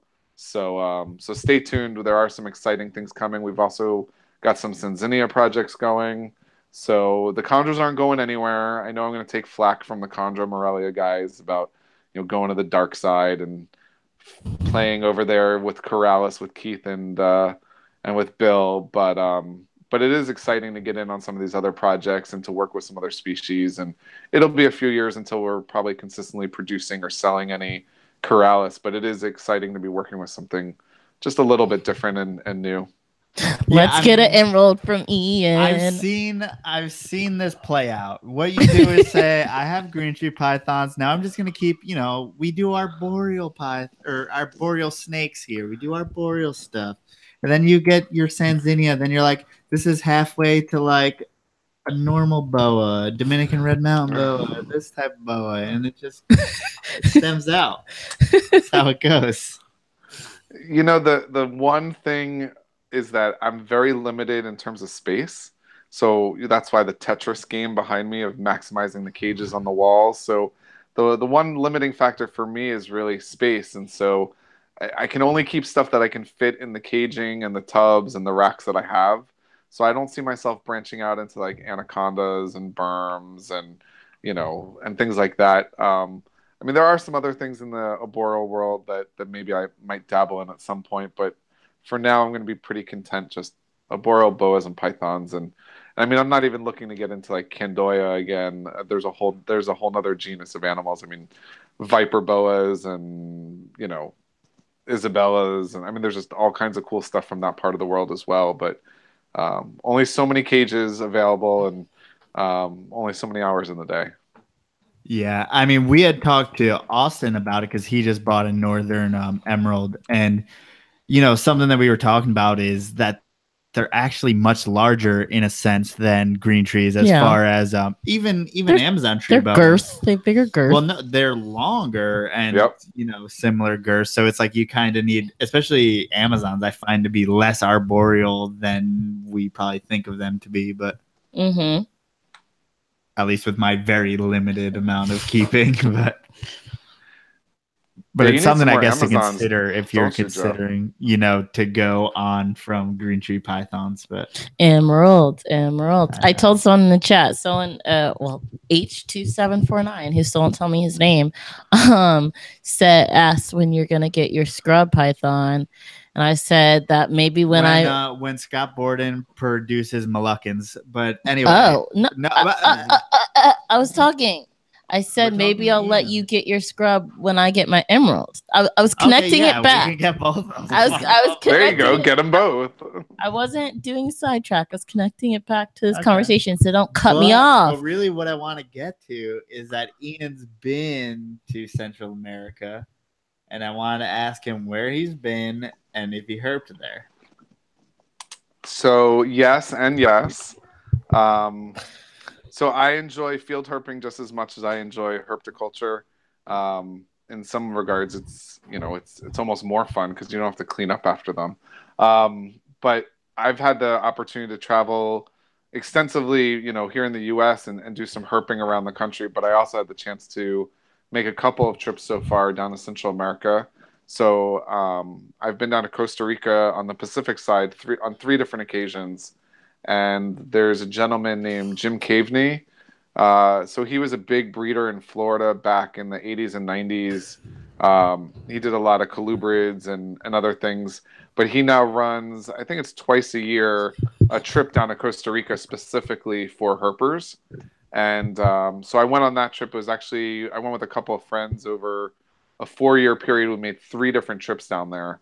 So probably somewhere in the vicinity of about, I don't know, I would say probably close to about 30 days in Costa Rica over a 4-year period. And this was all before marriage and kids and mortgage and all of those sorts of things. But it was really an awesome time. It was like an adventure in and of itself, just the whole trip. But getting to see some of the animals in the wild, getting to put your hands on some of the animals in the wild. We did find Corrales Russian burger eye, which is the black-tailed tree boa. I kind of wish I knew then what I know now about Corrales. But at the time, we actually thought it was an annulated, but annulateds are only found on the Caribbean side of Costa Rica. So it was actually a blacktail. and I realized I haven't posted that picture in quite some time, so I'm gonna have to dig it out and post it maybe on Instagram or on Facebook. But we did find a lot of Central American boas, a lot of fertile lance, just all kinds of different snakes, tons of amphibians, turtles, lizards. We saw just all kinds of mammals and birds. It was really a pretty amazing trip. The guy that organized it, like I said, Jim Caveney, he's been going down there for years, and believe it or not, one of the most effective ways to find stuff even down there was road cruising. So there was this one road that we would cruise at night that was right along the coast, and I mean, everything from caiman to tamanduas to all kinds of frogs to every imaginable species of snake. We found on two different occasions we found the bromeliad boas, which those are fairly uncommon to see, and to find those just road cruising in the middle of the road is pretty amazing. Eyelash vipers. Whoa. Yeah, just all kinds of animals, and it was really pretty amazing to see some of the animals that you see in the pet trade in the wild. Dendrobates auratus, red-eyed tree frogs. The ones that you can't actually handle.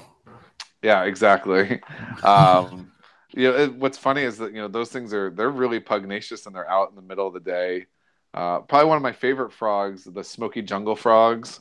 Those are really cool, and I didn't realize until the first time I went down there their alert call. So when you grab one of those things in the middle of the jungle at like 1 o'clock in the morning, it sounds like you're like ripping a baby in half. Like literally the alarm call of those smoky jungle frogs is just something to behold. It literally sounds like you're murdering a sheep in the middle of the night. It just it's unbelievably loud. Wait, what is it? What are they? Smoky what? Smoky jungle frog. It's kind of like the equivalent of like a Central American bullfrog, basically. It's a very large like terrestrial frog. But yeah, I definitely encourage people, get out and herp when you can, wherever you go. I mean, a lot of the places I travel, even here in the U.S., when I went out and saw Bill Hughes actually in Las Vegas, he took me out one night and we found a few snakes out in the desert. And I've been herping out in the San Gabriel Mountains in California when I've been out there on business, and a little bit out in Colorado when I've been out there. So whenever I have the chance, I always try to get out because the fauna is totally different in Florida than it is in other parts of the country. Is it true that like eyelash vipers are the most commonly seen snakes there in Costa Rica? I would say actually the fertile lance seems to be a lot more common. So excellent. The fertile lance is you often hear it referred to as the most deadly snake in Latin America, and not necessarily because it's got the most toxic venom, but because it's very pugnacious. It reproduces readily. They have very large litters, and they seem to be found especially around human, habitat or areas that people are living in, because they're attracted to the rodents that are left by the people. And so a lot of times when we would find fertile lance in Costa Rica, they call it the torciapello. When we would come across them in the road, if other people saw us, they stop and start yelling at us and tell us that we were crazy gringos, basically, like, get away, like that's dangerous. And they want to kill them. They want to kill every single one of them, because the torciapello or fertile lance, I mean, it kills people, it kills cattle. Really bad tissue necrosis from the bites. People lose digits and limbs, and it's a nasty, nasty, nasty bite. And apparently, because they're fairly common and they're very pugnacious, they'll stand their ground and they'll come right into human civilization, and they like to be around people, and so that makes them a really dangerous animal. And I would say that was probably one of the most common species we found there. Interesting. So I really wanted to play the call for everyone. And this partly has to do with the fact that we've had 3 beers, but he wanted to. Yes, that is the smoky jungle frog. It sounds to me like a broken dog toy, like on high pitch, like a. But it's really loud in the middle of the jungle at night, and it echoes. It's really, really loud. And then Gustavo said that he has some connections, I guess, in Colombia, and we can do a trip to Colombia if you wanted to and find some anacondas. I'm always nervous whenever someone tells me they have connections in Colombia. That's what I said. So here's an interesting fact. He said, I know people for business. Yeah, everyone knows people for business in Colombia. Do you guys watch that show, the one where they're like searching for Pablo Escobar's millions in Colombia? Have you seen that? No. Gustavo's cousin? Yeah. So, yeah, is Gustavo's last name Escobar? All right, so it's very, very short tangent. So apparently, Pablo Escobar was like multi-billionaire drug lord. Apparently, he was making like, I don't know, something ridiculous, like $60 million a day, and he didn't know what to do with all the money. So he spent it on like all these lavish things in Colombia, and also apparently buried tons of money all over the place. So one of the things that he did is he had several private zoos of his own, and he brought in all these exotic animals. So I was watching, there's this show, I think it's on Discovery or History Channel, where these CIA guys are trying to find all the buried money. So wait, this is not Narcos. This is something different than Narcos. Yeah, this is like total. This is like pseudo documentary on Discovery Channel. I don't know if it's really a documentary or if it's like a made up documentary. But so they're going up the river to like search some area near one of his former like haciendas that had some of these exotic animals.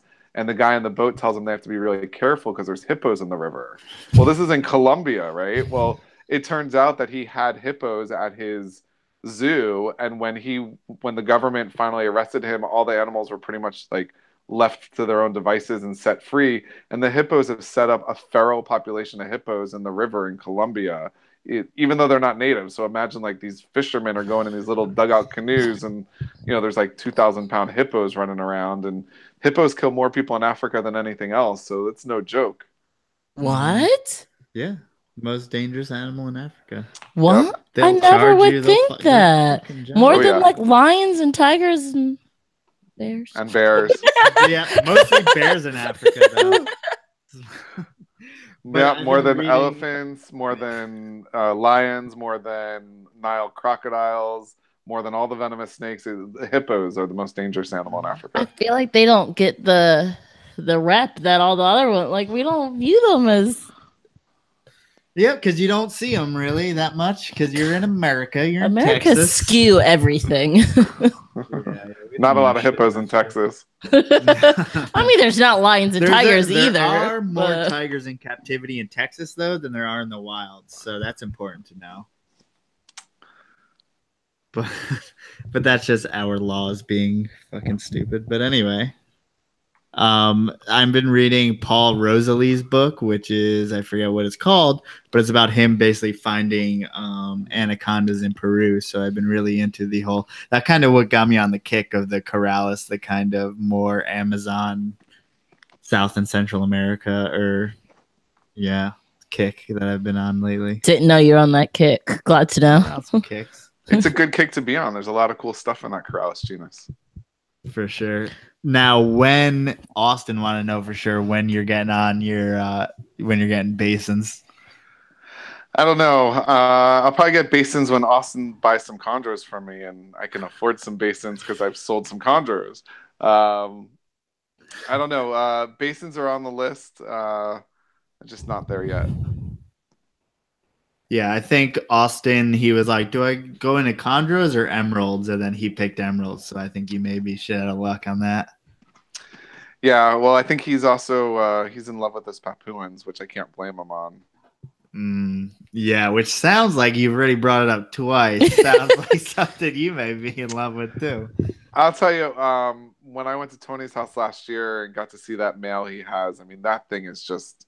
That's an amazing animal, and not just because it's a Papuan. I mean, that animal as an individual is just stellar. And I know you guys were there hanging out this weekend with NARBC. I don't know if you took that animal outside, but when I was there, it lights up in the sun, and it's just it's puppy dog tame, and I mean, it's like a pet to him. It's not really part of his collection even. It's just an amazing animal, and I'd never been around an adult like that was so handleable, and I've seen them on display before, but never interacted with one close up. And I fell in love with that thing last year, and then Austin got his, and I was like, oh, this is like a match made in heaven. You guys need to get together.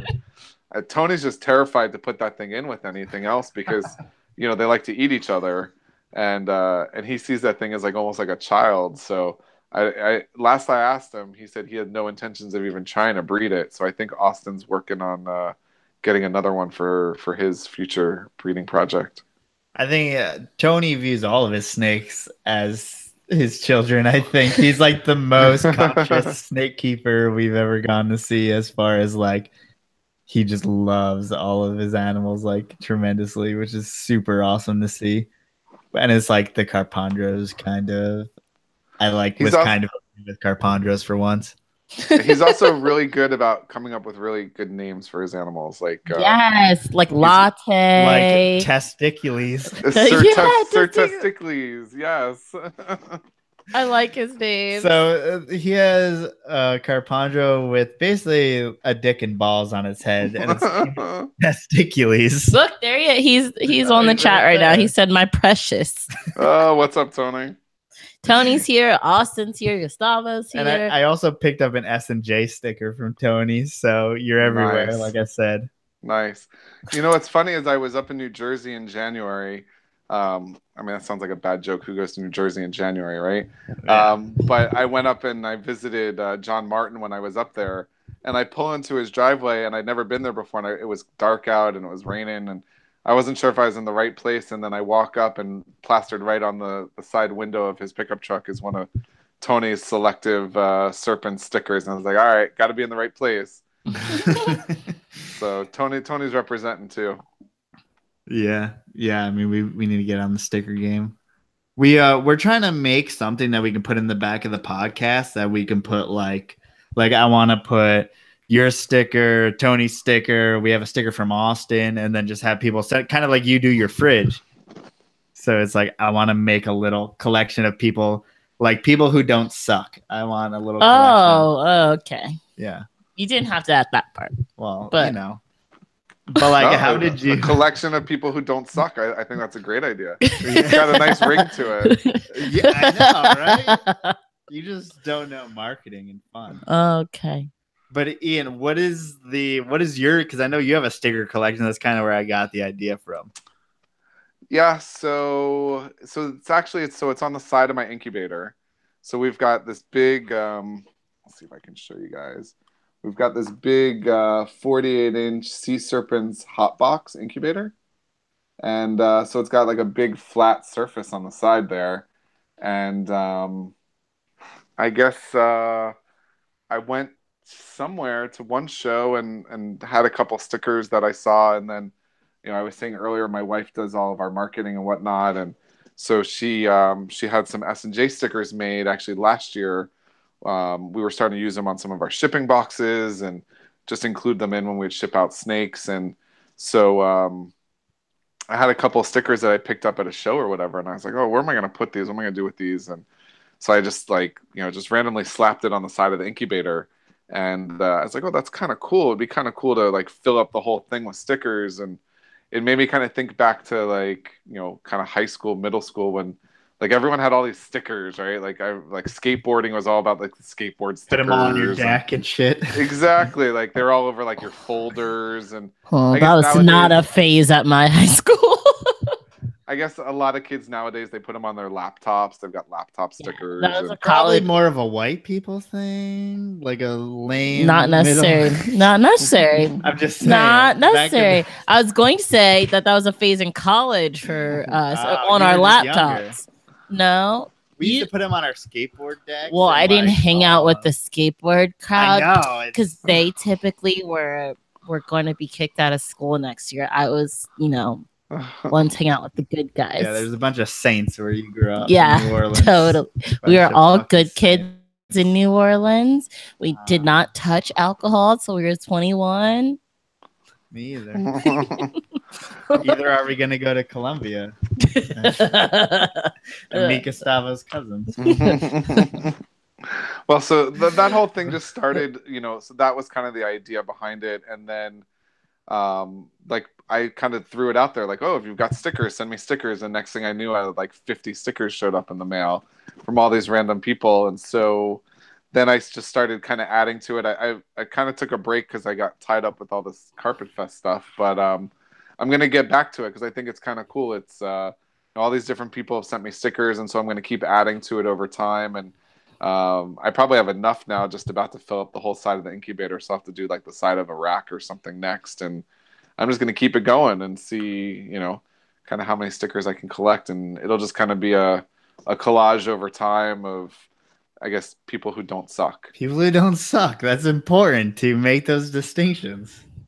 Yeah, and as I'm using different products from people or meeting people as I, travel around the country, it also is a chance for me to kind of give back to those people, give them a shout out, and people might make that connection. I think the reptile community is really strong, and that's one of the great things about it. But I think sometimes we get too wrapped up in some of like the front end social media stuff, and we don't make the connections maybe that we should or that we could. So this is just a way for me to, like, oh, well, I know this person and you know that person, and I've got 2 stickers and I put them both out there, and someone's like, oh, I didn't know that guy, that's his logo or that's his company or something like that. So I don't know, I just thought it was kind of a cool idea, and we'll see where it goes. Yeah, I think that gets more and more important, especially with things like green trees or even Amazons or stuff where things are so commonly imported, people don't know that they have a different option. Yep. So it's like I would just want to see more like green trees and stuff at shows. I would just love to see legit people with green trees. The taking green trees to shows is such it's a double-edged sword, and I agree with you. I think there's actually less green trees at shows now than there were even years ago. And part of that is you used to have the Chondro Coalition, which I think is something that we should see if we can't come up with a way to resurrect. Just so all the displays are sitting in Rocky Gravely's basement. So that's a little bit of a guilt trip. So anyone that wants to contact Rocky and give him a hard time, all the stuff is there. But taking, like we talked about earlier, the big enemy of green tree pythons is stress, and a reptile show is like the complete opposite of a stress-free environment. And so the prospect of having to pack up your animals, transport your animals, set them up, secure them every night, keep them hydrated, keep them from freaking out, keep them from catching mites or God knows what else from your neighbors at the show, then packing them back up, taking them home at the end of the show. It's an extremely challenging situation, and it's very stressful to the animals and very stressful to the keeper as well. And so I think that's why you don't see a lot of guys bringing green trees to shows. And I mean, I'm just as guilty of it too. I mean, I did a couple of shows last year, and we'll do a couple of shows this year, and I didn't take any green trees with me to any of those shows. And so it's hard for me to really complain, like, why are there no green trees at these shows when I don't even want to bring my own green trees? And and you want to bring adults to show people what the babies are going to look like, but I don't want to bring my adults. Those are my breeders, like I don't want to stress them out any more than I have to. And so I don't know. It's a little bit of a conundrum. It's like a chicken and the egg situation. It's like we all want to see more green trees at the shows, but I want everyone else to bring them. I don't want to bring them. So it's I don't know what the solution to that is. I think as a community we need to come up with something, because what happens then is the only animals that are at a show are usually like fresh imports, typically a lot of Biaks, and then they get a bad rap. And if they're fresh imports, they may need to be wormed, or they may not be well established, and then people don't have good luck with them. And then Kandras are impossible to keep, and I'm never going to try one of those again because I bought it for $250 and it died in a month. And so, it's I don't know, it's a conundrum. It's a real problem, because the only way to really have people be successful is to educate them and potentially have them start with, more well-established animals that are going to do better for them long term. But those do cost a little bit more. And so there's that pressure as well. So you bring all these animals to a show as a breeder, and you price them accordingly as U.S. captive bred, and then no one buys them, and they buy all the imports that are 3 doors down because, they're $250. And so I think there's a real challenge there. And I mean, I guess it's not really any different or unique than a lot of other species, but it is a dynamic in the chondro community today, and I'm not really sure, how we fix that. Yeah, I mean, we saw it so apparent this weekend, where unfortunately there's the same person who had a sexed Neo sarong or whatever that was clearly straight out of an egg, straight imported. We saw there was mites all over their Amazons, and then luckily the girl that I saw that bought the Amazon, I didn't want to tell her in front of the people that were there, so she posted it on the Amazon thing. So I was like on that group, so I was like, just a heads up, that animal has mites. And then she's like, she didn't even really know what a mite was or how to treat it, or all she had was a ball python and like a leopard gecko or something, so it's like no one educated her on how to take care and of it's this animal. it's no fault of the girl. It's fault of the breeder. Well, it wasn't a breeder. That's the fucking issue, right? Seller. Fault of the seller for not making sure you're selling an Amazon Trebo to a educated buyer. And making sure that it doesn't have, if you have visual mites, it's one thing if you had like eggs or something that you couldn't visually see. There were black specks all over this thing. And then I had to tell her after, and then luckily it was the first day of the show, so she could take it back and get a ball python that she wanted. It's just she had $135 to spend, and it was like, oh, this Amazon's cool. So it's just fuck. I just don't want that to happen to everyone, because like Amazons are cool, green trees are cool, but like people can really fuck over your experience with them. Yeah, I think it's. So there's enough fault to go around, right? I mean, buyer beware. I think one of the big problems that we have in the reptile community in general is, impulse buys, right? Like, why go buy any animal without doing your homework first? It doesn't make a lot of sense, and I can say that easily. But I agree with that. I've done it too. You go to a show and you're like, I've never seen that before, or I never thought in a million years I would see that. And what am I going to put it in when I get home? I don't know. I'll figure that out when I get home. So of course that happens. But, I think with some of these animals, especially some of these higher dollar animals, if you're going to go out and you're going to buy a green tree python, you probably should go out and research it first. You probably should have the enclosure set up and fine-tuned and dialed in, not go to a show and be like, oh, that thing's awesome. It's in a deli cup. I'll take it. What am I going to put it in? I don't know. I'll figure it out when I get home, because those are the people that end up with it in a 10-gallon tank and it dies in a month. And so I think some of the responsibility is on the buyer. I think people need to be more informed buyers and need to research what they're going to buy a little bit more ahead of time. It's not like you've got 12 ball pythons and you're buying a 13th ball python. If it's the first time you've ever worked with a species, you probably owe it to yourself and to that animal to do a little bit of that research and homework on the front end. But also, like you said, Melissa, then a lot of sales would go down at shows. Yeah, a lot of sales would go down at shows, but a lot of those animals would survive and would thrive and would do better. And I think in the long run, the sellers, it would be in their best interest for those people to do well, because if you educate that buyer, and if that seller said to that girl, you know what, I think, I see you're really interested in Amazon Trebo. Have you worked with them before? Do you realize, what you're getting into? I think a ball python might be a better fit for you. They could still make that sale just as easily, but with a more appropriate animal for what that person wants. I mean, it's like how many people have bought a red-eared slider with a 10-gallon tank and think like they're going to keep it in there its whole life, or, a bearded dragon in a 10-gallon tank, or a green iguana in a 10-gallon tank. So, I mean, I think there's certainly enough blame to go around, right? I think we need to be more educated buyers, but at the same time, we need to be responsible sellers as well. And I have on more than one occasion turned down a sale to somebody, or told somebody, I don't think a green tree python is the right animal for you. But I've also sold green tree pythons to people that have never owned a snake before. Wow. But they're willing to research it and listen and do the education that they need to, and be successful with it. So sometimes an experienced person that's never worked with a species has all the bad habits that you have to kind of talk them out of, versus someone that's never worked with any reptile or any snake. Maybe they've kept a turtle or a lizard, and they've never worked with a snake before. And then they're willing to learn everything you're going to, need to teach them. So I think it's the responsibility of both parties. I think the other dynamic is that we unfortunately are still in a period of time where there's a lot of fresh imports available on the market, especially when you talk about the Corrales, but even a lot of the green trees that come in from Indo. And, as that stuff is readily available, the cost is low. Oh, excuse me. And so, I've had people say, well, why should I buy a chondro from you when it's twice as much as a chondro from, XYZ reseller online? And, they're like, isn't it the same thing? Well, yeah, they're both Oh, yellow snakes, but they're not the same thing.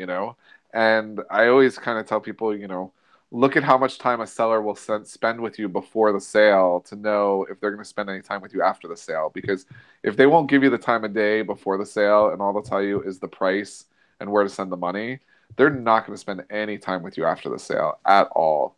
And I mean, I've had people buy chondros from me that have had trouble getting them to eat, so they have to send them back until I can, get them reestablished and then ship it to them again.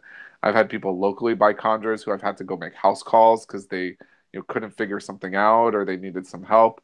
So that's there's a lot awesome, Ian. there's a lot of post-sale support that goes into things. And so, when you're buying direct from a breeder, you're not only getting a US captive bred animal, but in most cases you should be getting all the lineage of that animal. I provide a data card that has everything from the day that animal hatched. It gives you all the information about the adults. You've got pictures of everything. You've got everything about what that animal's used to. One of the most common things you see posted online is, I just bought this animal at a show this weekend and it won't perch and it won't eat. What should I do? And I always, when people contact me, I always say, well, you should talk to the person you got it from. So you should find out exactly what was its setup. What were its temps like? How big a perch did it like? Because all the things like we talked about earlier, they're individuals and they have all these intricacies. When you buy from a breeder, oh, it was in a shoebox. It was on a plastic coat hanger. It liked to eat frozen thawed every 7 days. It liked its temperature to be roughly, 83 to 86. All that because you're buying it from someone who can give you all that information, as opposed to, oh yeah, it was one of 12 that I got in last Friday and I only have 4 left. Do you want it or not? It was a So 20-liter or 20-liter bottle. yeah, exactly. Yeah, it was shipped over from Indo in a, Nestle water bottle. But I think it's also important that you mention. I find that, at least from what I've seen from other people, is that babies do better, at least much better, in racks, it seems like. Yeah, so one of the sort of counterintuitive things about these animals, especially as babies, they do better in smaller containers. So most people, when they get a baby, they take it home in a deli cup and they want to put it in this big Exoterra that's got all these bromeliads in it and a misting system and bright lights on top and a water bowl, and then they put it in there and the thing goes to the very bottom in the back corner and it sits on the ground. And they're like, why won't my chondro perch? Why won't it eat? For whatever reason, they just don't seem to do well in those environments, at least not right off the bat. So, most of our babies, our hatchlings, we keep them in sea serpents, shoebox racks, and quite frankly, they do fine in there, sometimes all the way until they're yearlings. I think I've got some that are probably closer to 18 months than that, even, that are still in shoeboxes, and they do well in those small enclosures. I think partially because there's it's common with green trees that they oftentimes will find a spot to sit where they feel most comfortable, and that's not always where the most ideal temperature conditions are. And they will choose a spot that is too warm or too cool if they feel comfortable there or they feel secure there, rather than say, oh, I should move over because I'm too cold, but I don't feel as secure over there where it's warmer, so I'm going to stay over here. And so keeping them in a smaller shoebox, it gives them less options. So you can keep them with a smaller temperature gradient to ensure that they're always going to be where you want them temperature wise. And they just seem to thrive that way. Once they're established and they're eating well and consistently, there's no problem with moving them up. But I always tell people really cautiously when you move them up in size, because a lot of times when you move them from a small shoebox to a bigger box or from a small shoebox to an Exoterra, that's when they decide they don't want to perch or they don't want to eat. And then you put them back in their shoebox where they're used to, and they go right back to eating. And that's probably one of the more common things that I see, even when I ship them to people, is they put them in too big of an enclosure too quickly. They're just excited. They want to put them in something where they can see them, and the animal just gets stressed out because it's not what it's used to. And they just seem to really thrive and do better in smaller containers. Absolutely. So one thing that people have been requesting is for you to show. Wait, I have a question before. Shit. I had like 3 questions and I lost half of them.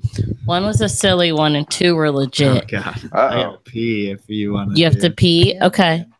Wait, are we keeping track of how many pee breaks Joe's taking? Well, I was about to tell him he didn't have to announce it. Like when I went to pee, I just went. But he likes to announce it for some reason, so that everyone knows that he's peeing.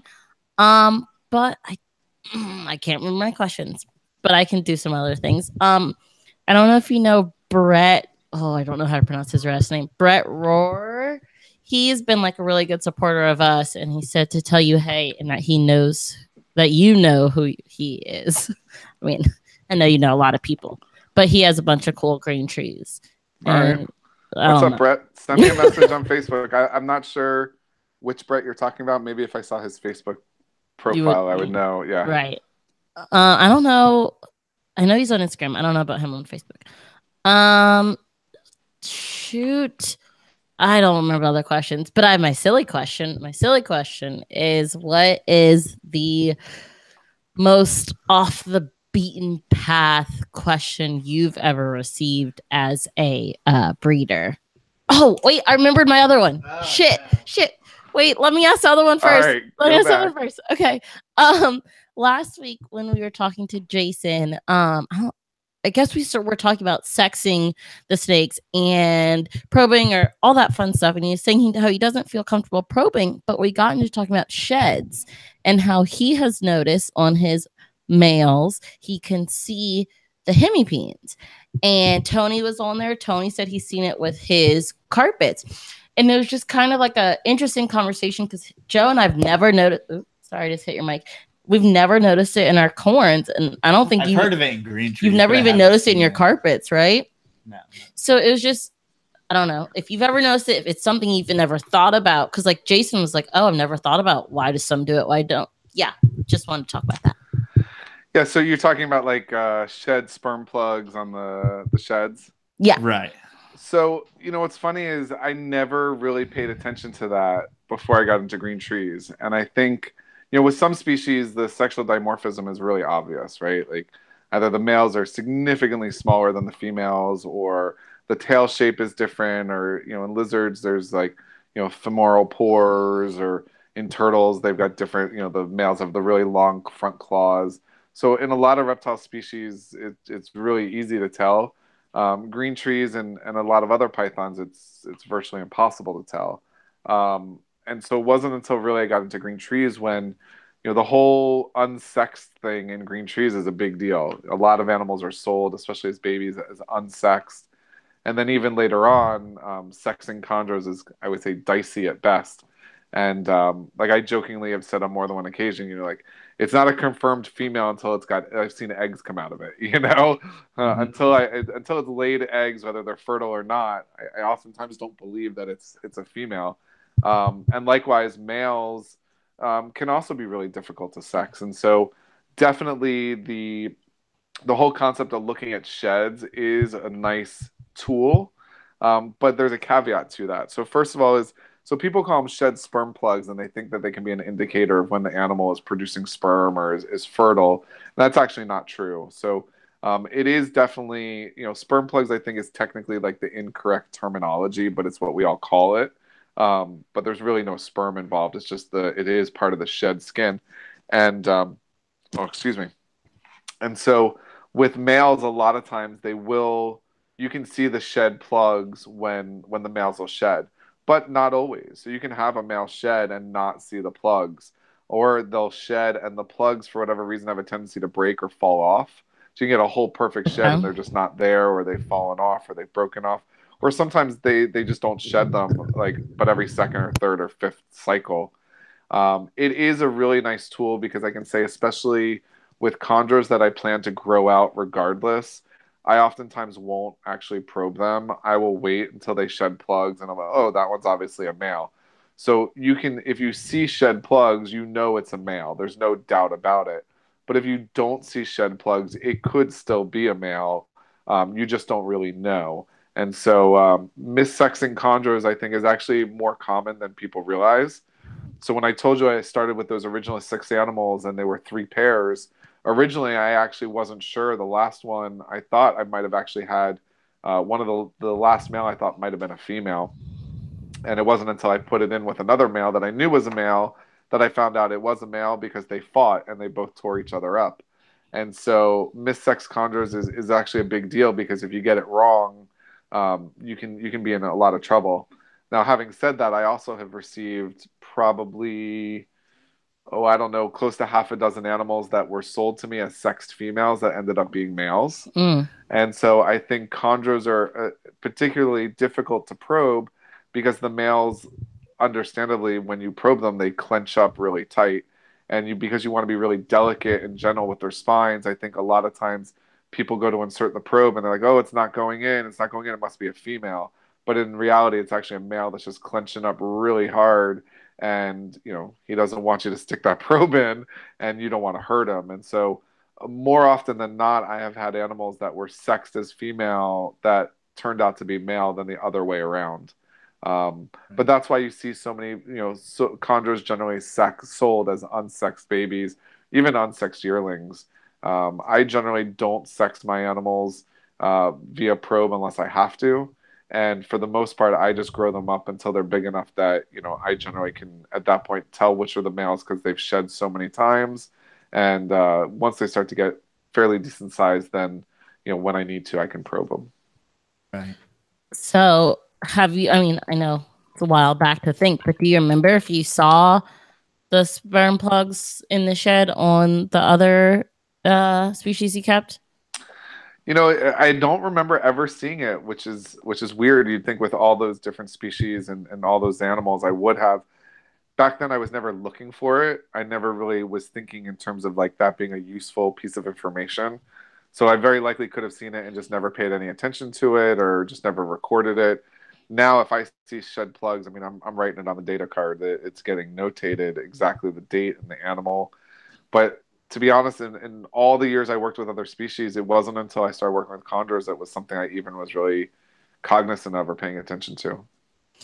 Yeah, it's something I don't know why I'm like super interested in it. No, I'm legit fascinated because because the thing like it's a thing we've never thought about because we've never known. Granted, we're not investigating the sheds, but it's like I want to know why. I don't like not knowing why, even if it's some explanation that I will never understand. I want.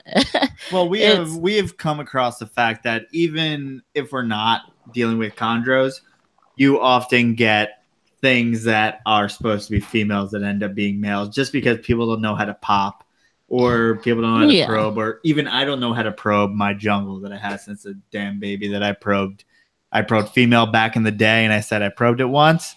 It's cool. It's good. But no, that's just not really how it goes. So, yeah, my guess would be that it must occur in all species. I just think that it's a bigger deal in pythons just because, there's so little sexual dimorphism and we all want to know what's what. But I would guess that it's probably common throughout most species of snake, but I honestly never remember looking for it, so I'm not sure.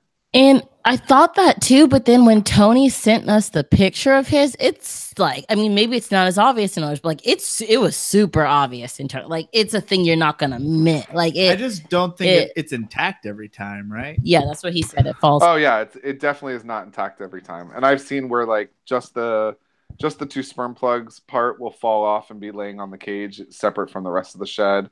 Sometimes they don't shed that part and that part gets retained internally. So they'll only shed it every like 4th or 5th cycle. So I don't know. I honestly I never remember looking for it or paying attention to it in Colubrids or any other species. Yeah, right. Me either. And most of our guests get like a weird nickname. I was going to say that. Ugh. And no one came up with a good one, but Evan noticed you're the David Schwimmer of chondros, which is... I don't know who David Schwimmer of Kandra. I don't know who David Schwimmer. Who's David Schwimmer? He's the guy from Friends, the paleontologist. What's his name? I didn't watch Friends. I don't know. I can look it up. Like him. They were trying to figure out who you look like. I said you have 25% John Heater in you. I don't know who that is. Whoa, That's Napoleon Dynamite? Come on. Oh God. Well, that doesn't sound like a compliment, actually. Yeah. Go with David Schwimmer. All right, I'm going with David Schwimmer. Ross. Much better. Yes, Ross. Oh my God, you couldn't think of the name Ross. You thought of paleontologist and not the name Ross. I don't even watch Friends. I know that's Ross. Come on. But we wanted he to does kind of look like close Ross. this show off with one animal, and I wanted you to show your old blue girl and kind of give the little backstory. All right, so I don't know if you can see her. This is Bertha over here. Can you see her from there? Oh, yeah, really. You can see her. Okay. So Bertha is a very old animal. So she came to me. She's been here a few years already. So she came to me from Robert Weishart. And Bob is an iron worker here in South Florida. And I'm going to butcher it. And I don't remember the name of his kind of breeding setup when he was back in it in the day. It was Ironhead Conjurers or Ironworks Conjurers. It was something having to do with the fact that he's an iron worker.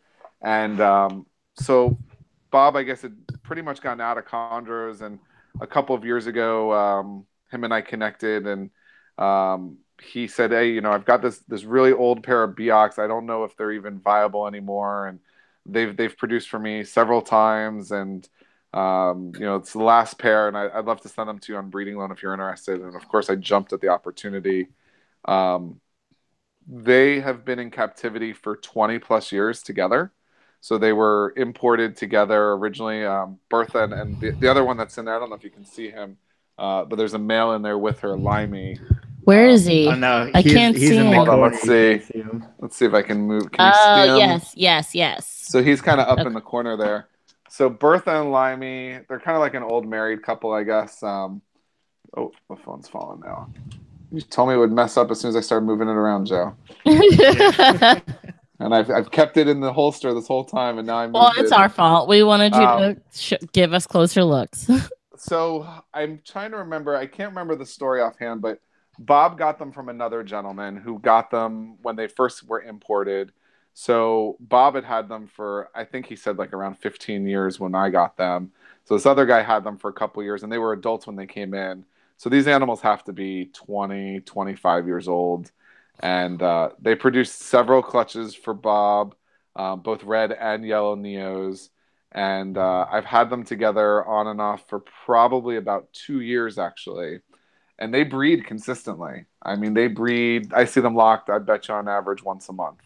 Maybe more often. And I joke that they just do it for fun because I never really see anything come of it. And I don't know. This is the most plump I think she's ever been. Is Joe sneezing or coughing, or I'm not sure what's going on? Well, okay. He turned off both our microphones so that he could like lean over and sneeze and not make the sound, and then he didn't end up doing it. So I was laughing at him. But so this is the most plump. I don't know if you can see. I mean, she's a big girl. She's plump. She's got great body weight.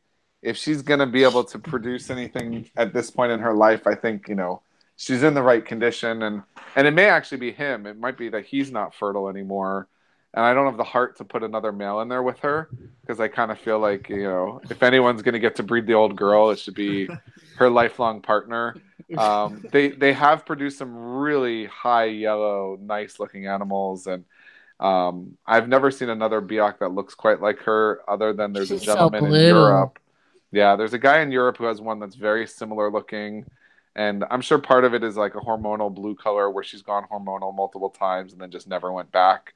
But she's, she can be a little bit of a handful when she's on food and she's got a feeding response, but other times she's just puppy dog tame, and she's gorgeous. And for a Biak, she's got a great temperament, and she's not a small snake either by any means. I mean, she is, I bet you she's probably every bit of like 1,300 grams, maybe more, maybe 1,400 grams. Look at the animals that are paired up. They're about the same width together as she is alone. Yeah. Would you be willing to open the cage for her? Yeah. Hang on a second. Let's see what we can do. Let's see if we don't explode the whatever the hell. The hangout. It didn't the other day. Oh. Hold It on, bear decides with to me a lag second when here. you move around a little bit too much for some reason. Yeah, I can't figure out how to flip the camera around. Is what I'm trying to do with them. Yeah. So that's Bertha Oh, and that's Limey. gorgeous. Oh, but she has a little green on the end. Yep, she's gonna pick her Or head the up. And head. granted, The head. right now, it should be lights out. They should all be sleeping. Well, they should all be cruising around. They should, we should be sleeping. But I've got their lights on. And see, this is another pair. They're paired up right now. That's Yeah, they're the width of her. It looks like. Exactly. Got another pair that are together up here.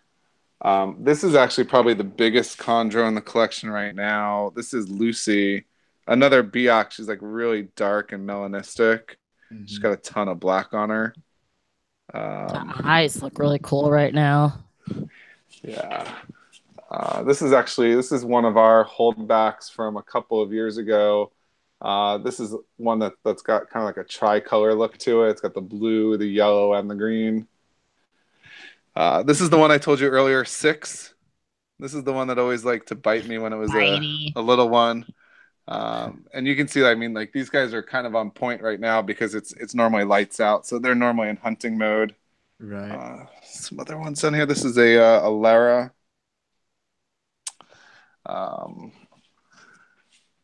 What else do we have here?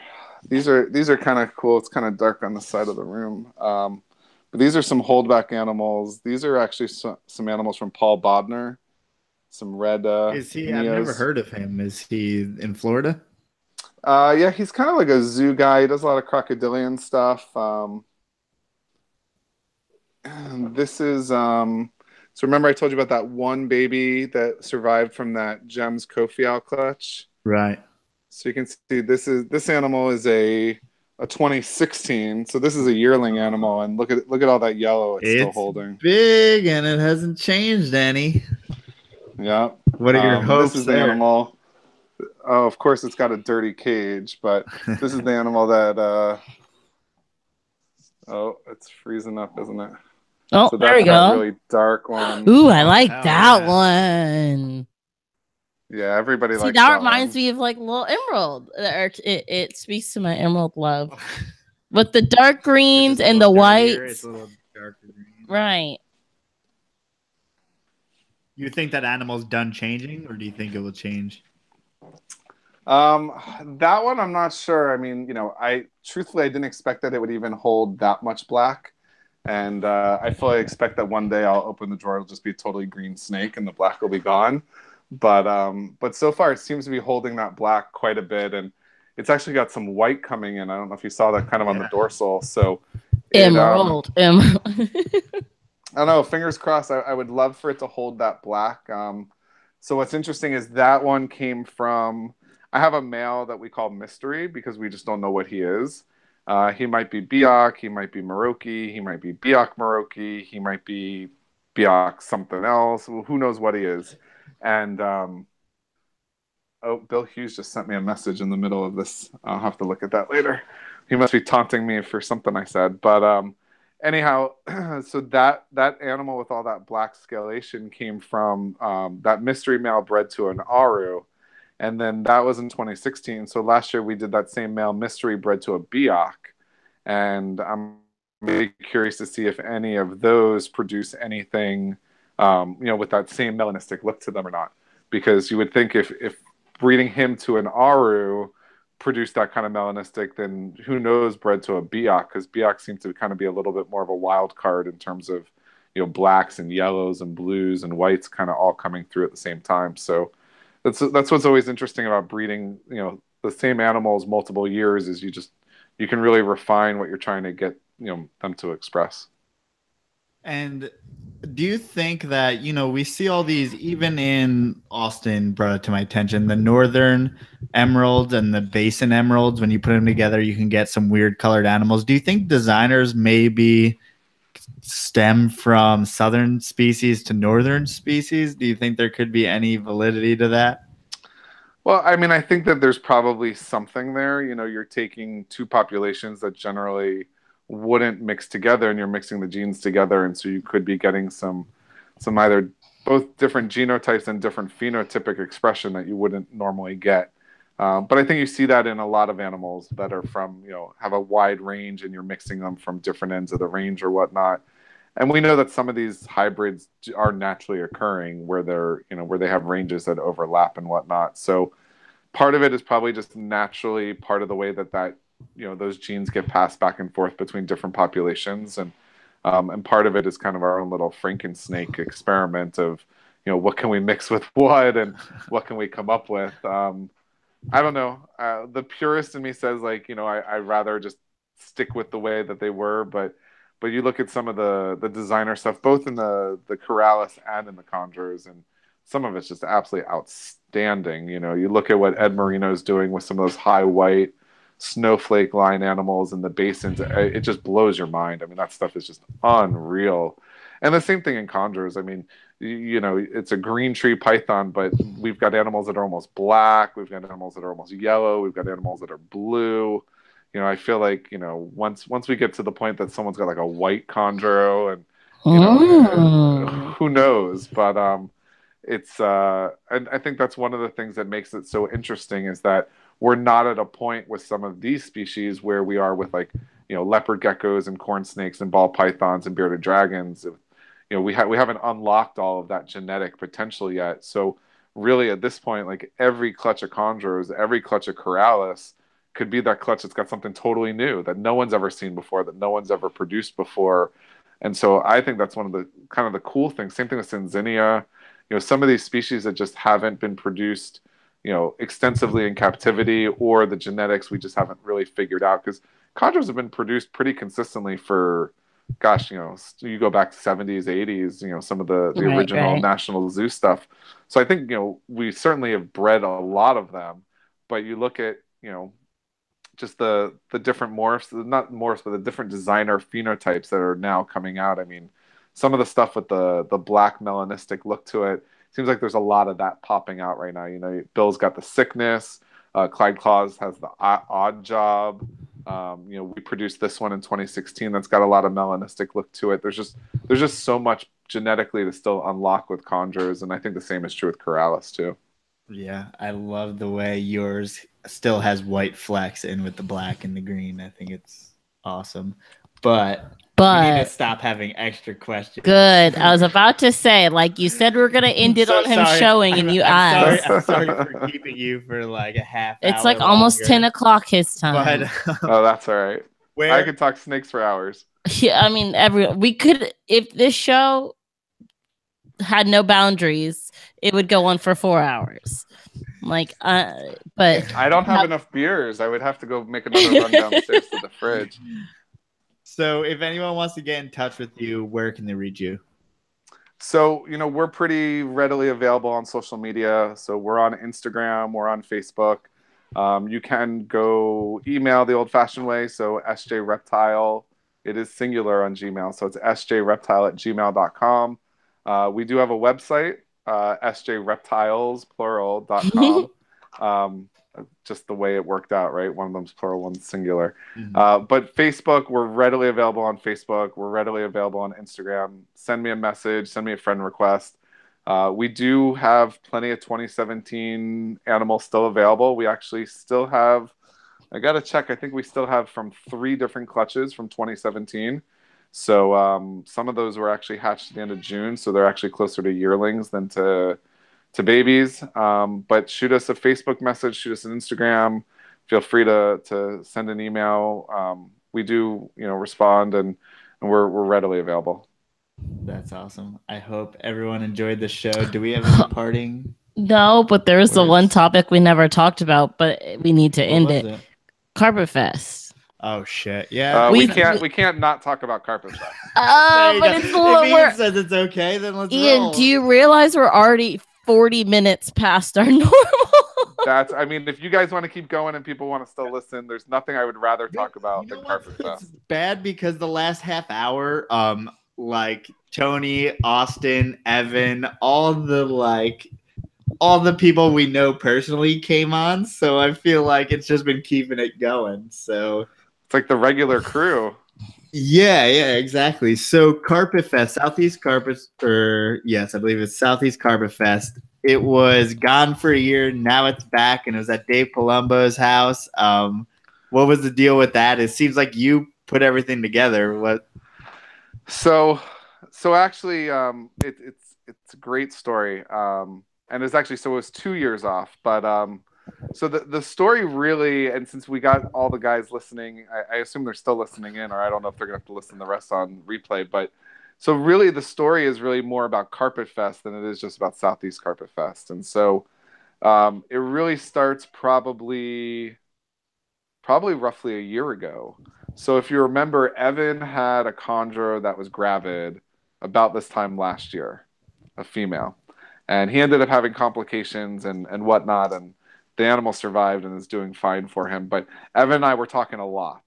Like he was checking on his eggs. I don't know. It was probably like every 3 or 4 minutes, I think, at one point. But Evan was really enthusiastic, and he was talking to me a lot about like, how do I set up the egg box? How do I set up the incubation box? And so we got talking, and Evan's a really cool guy. He's really into his animals. And I said to him at one point, I said, Evan, if I'm going to make one trip to Texas this year, should I come for Carpet Fest or should I come for the Arlington NARBC show? And he said, oh, you should definitely come for Carpet Fest. And I said, really? I said, NARBC seems pretty fun. I see all these pictures and, it looks like a good time. He said, no, you should definitely come for Carpet Fest. I said, well, I don't even know what Carpet Fest is. I don't keep carpets. Like, what's the deal? He's like, no, everyone's going to be there. It's going to be at Bill Stiegel's house. And he went into like salesman mode and like just told me all the awesome things about Southern Carpet Fest and why I had to come. I was like, all right, done. I'm going to make a business trip. I'll come up with a reason to be in Dallas at that time. And when I did, I actually reached out to some of the other guys locally, and I made time to go see Evan, and I went to go see Mark Hager, and I went to see Tony Jerome. And about this time, I found out like all these other people coming in from out of town, Chris Salemi and Owen and Eric and Mike Pinnell and Matt Morris. Just like all these guys are coming, and I'm like, all right, this sounds awesome. I got to go. So I went to Southern Carpet Fest, and I had an awesome time. I did get in a little bit late on the party, and there was not even any carpet space left at Bill's place to crash. Even like the hammock on the back porch was occupied. Terry Burnell fell asleep in that at like 3 o'clock in the morning, and Brian slept on the couch or the floor, and Evan slept on the floor of the snake room. So whatever, no big deal. I stayed at a hotel just down the street. But so I went to Carpet Fest, and for me it was like I worked all week, and then I had this awesome reptile weekend with like all these different people, and I saw all these collections, and we went to the zoo, and we went to Carpet Fest, and it was just a blast. And I got home, and my wife's like, so how was your trip? And I was like, well, the work trip sucked. It was work, but like, man, like Carpet Fest was awesome. And I couldn't stop talking about it. And it was such a good time. And I'm telling her all these crazy stories. We stayed up until 3 o'clock in the morning, and Brian was drunk and he rolled off the couch and went in the hammock. And I mean, and like, oh, this other crazy couple were in the hot tub till like 2 o'clock in the morning. And, like not alone. Like, well, that makes it sound worse. Well, anyway, so I'm like telling all these stories, and I'm like, and it was just awesome. And she's like, really, that sounds pretty cool. And I said, I got to find out about when they're gonna have one of these in Florida. And so I started asking Eric and Owen, and they're like, oh, look up Southeast Carpet Fest. And so I look up Southeast Carpet Fest, and I find out that KJ and Dave Pearson and a couple of other guys, they tried to hold one of these in 2015. And they had a really hard time getting a venue, and they had a hard time getting people together. And they only had a very small number of people show up. I think they had like 5 people show up in 2015. Wow. And I reached out to them, and I'm like, hey guys, I just got back from Texas, and I want to know when Southern Carpet Fest 2017 is going to be, or Southeast is going to be, because I want to go. I want a t-shirt. I want to go. It was awesome. And they're like, no, people suck. Florida people suck. We're not doing it. We can't get people organized, and no one wants to host it, and good luck with all that, but it's one and done. We're not doing this anymore. And I was like, huh, okay. And I don't like taking no for an answer very well. And I was like, I had such a good time at this thing in Texas. Like Florida's got to represent, right? Like we're the Southeast. Like we got a ton of reptile people. The reptile state. Exactly. And so I reached out to Eric and Owen and was like, I really would like to try to get this thing going. And KJ and Dave were like, oh yeah, have at it. Like, we'll add you to the group and see what you can do. And so I said to Eric and Owen, I'd like to get this thing going. And so the first thing I had to do is I had to find a venue. So then I go back to my wife and I go, hey, remember that thing I went to Texas for? And she's like, yeah. I said, remember how awesome a time I had? And she said, yeah. I said, how about we have one of those at our house? And she's like, absolutely not. And I'm like, why not? She's like, that's the thing you told me, that you had reptile people at their house till 3 o'clock in the morning and there's people passing out everywhere. And you had a frozen daiquiri machine and people in the hot tub. And she's like, no, absolutely not. She's like, that does not sound like something. I've got 2 children and I don't want all these strange reptile people at my house. She's like, no, you're not having a reptile party at my house. And that was when I realized that my mistake was I went into way too much detail about my weekend in Texas. If I had just told her like it was a very mellow, low-key gathering of reptile people, she probably would have been like, yeah, it's fine. But I went into too much detail about like Kim chasing people around for keys and, Bill, like, just being like, oh, people can sleep wherever they want. And I was too honest, basically. So I went to Eric and Owen, and Eric's like, oh, Dave Palumbo just moved to Florida. You should talk to him. So I never met Dave Palumbo before. I didn't even know who he was. And actually, they gave me 2 names. They gave me Dave Palumbo and Derek Roddy. So first I went and I hung out and got to know Derek Roddy. And Derek's a super cool guy. He's got awesome blackhead collection. And and he's like, well, I'll help you, but I can't host it. And of course, I post pictures going to Derek's place, and people start messaging me like, man, you're hanging out with a rock star. And I'm like, yeah, Derek's really cool. He's really into blackheads. They're like, no, he's a rock star. And I'm like, you mean like in the reptile world? They're like, no, literally a rock star. Look him up on YouTube. So yeah, I didn't know Derek Roddy is like a world-renowned drummer, and he's like, he is literally, his profession is rock star.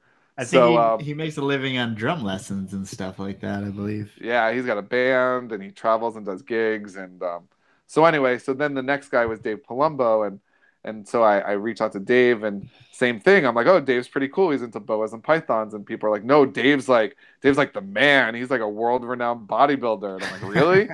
It turns out Dave is literally like a world-renowned bodybuilder. He's married. His wife is a former bodybuilder.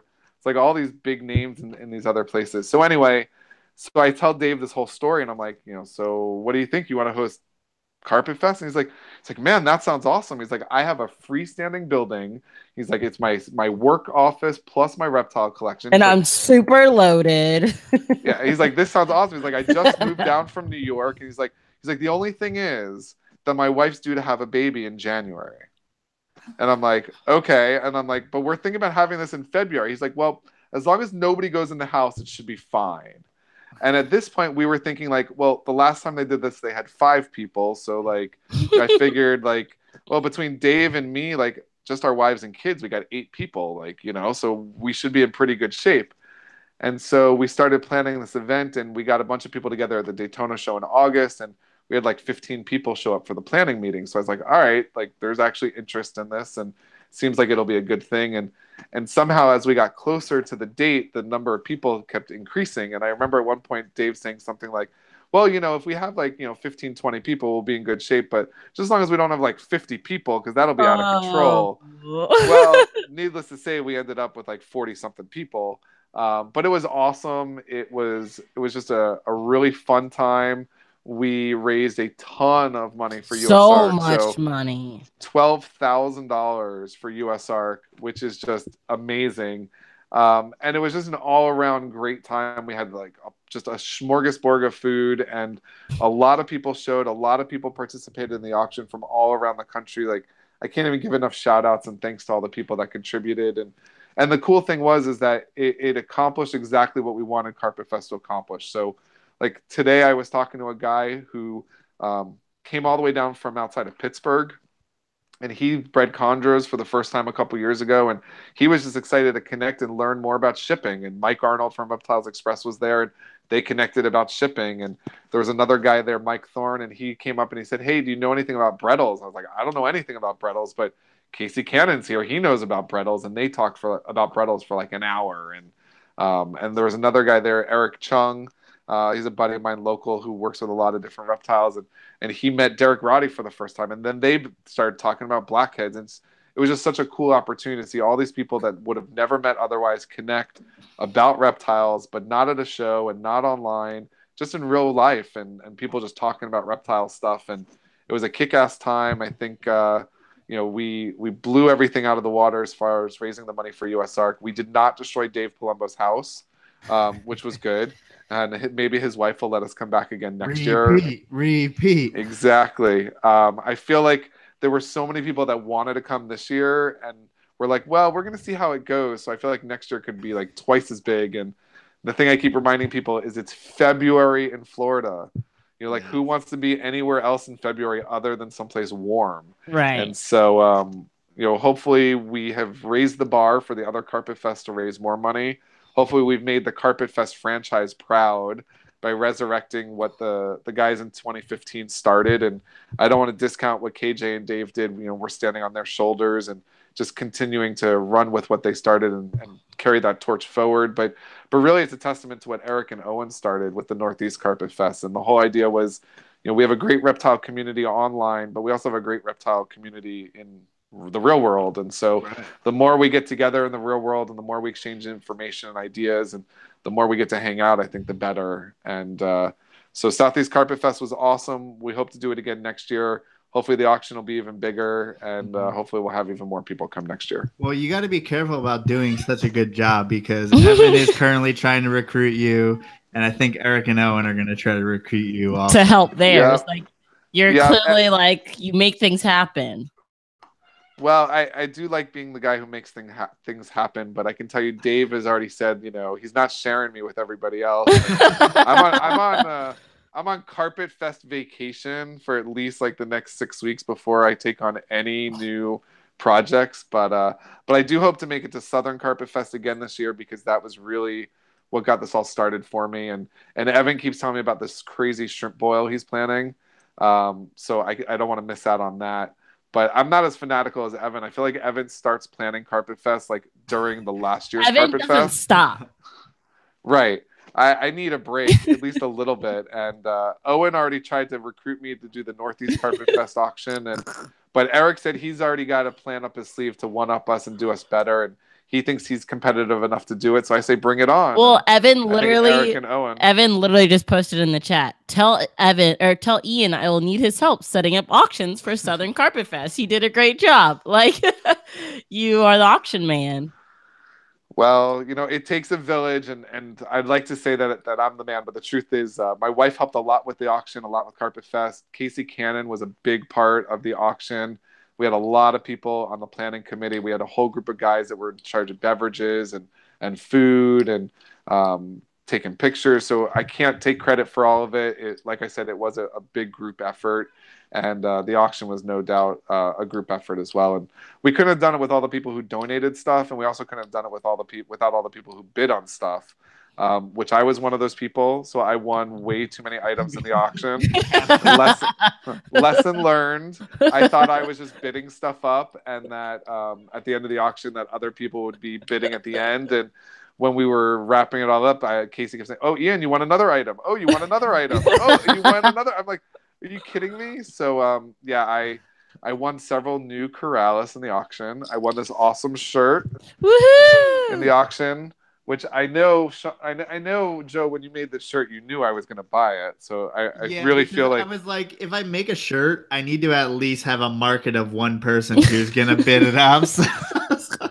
Well, leave it to an Alabama fan to come up with a Gator shirt. It's a one-off. It's a one-time.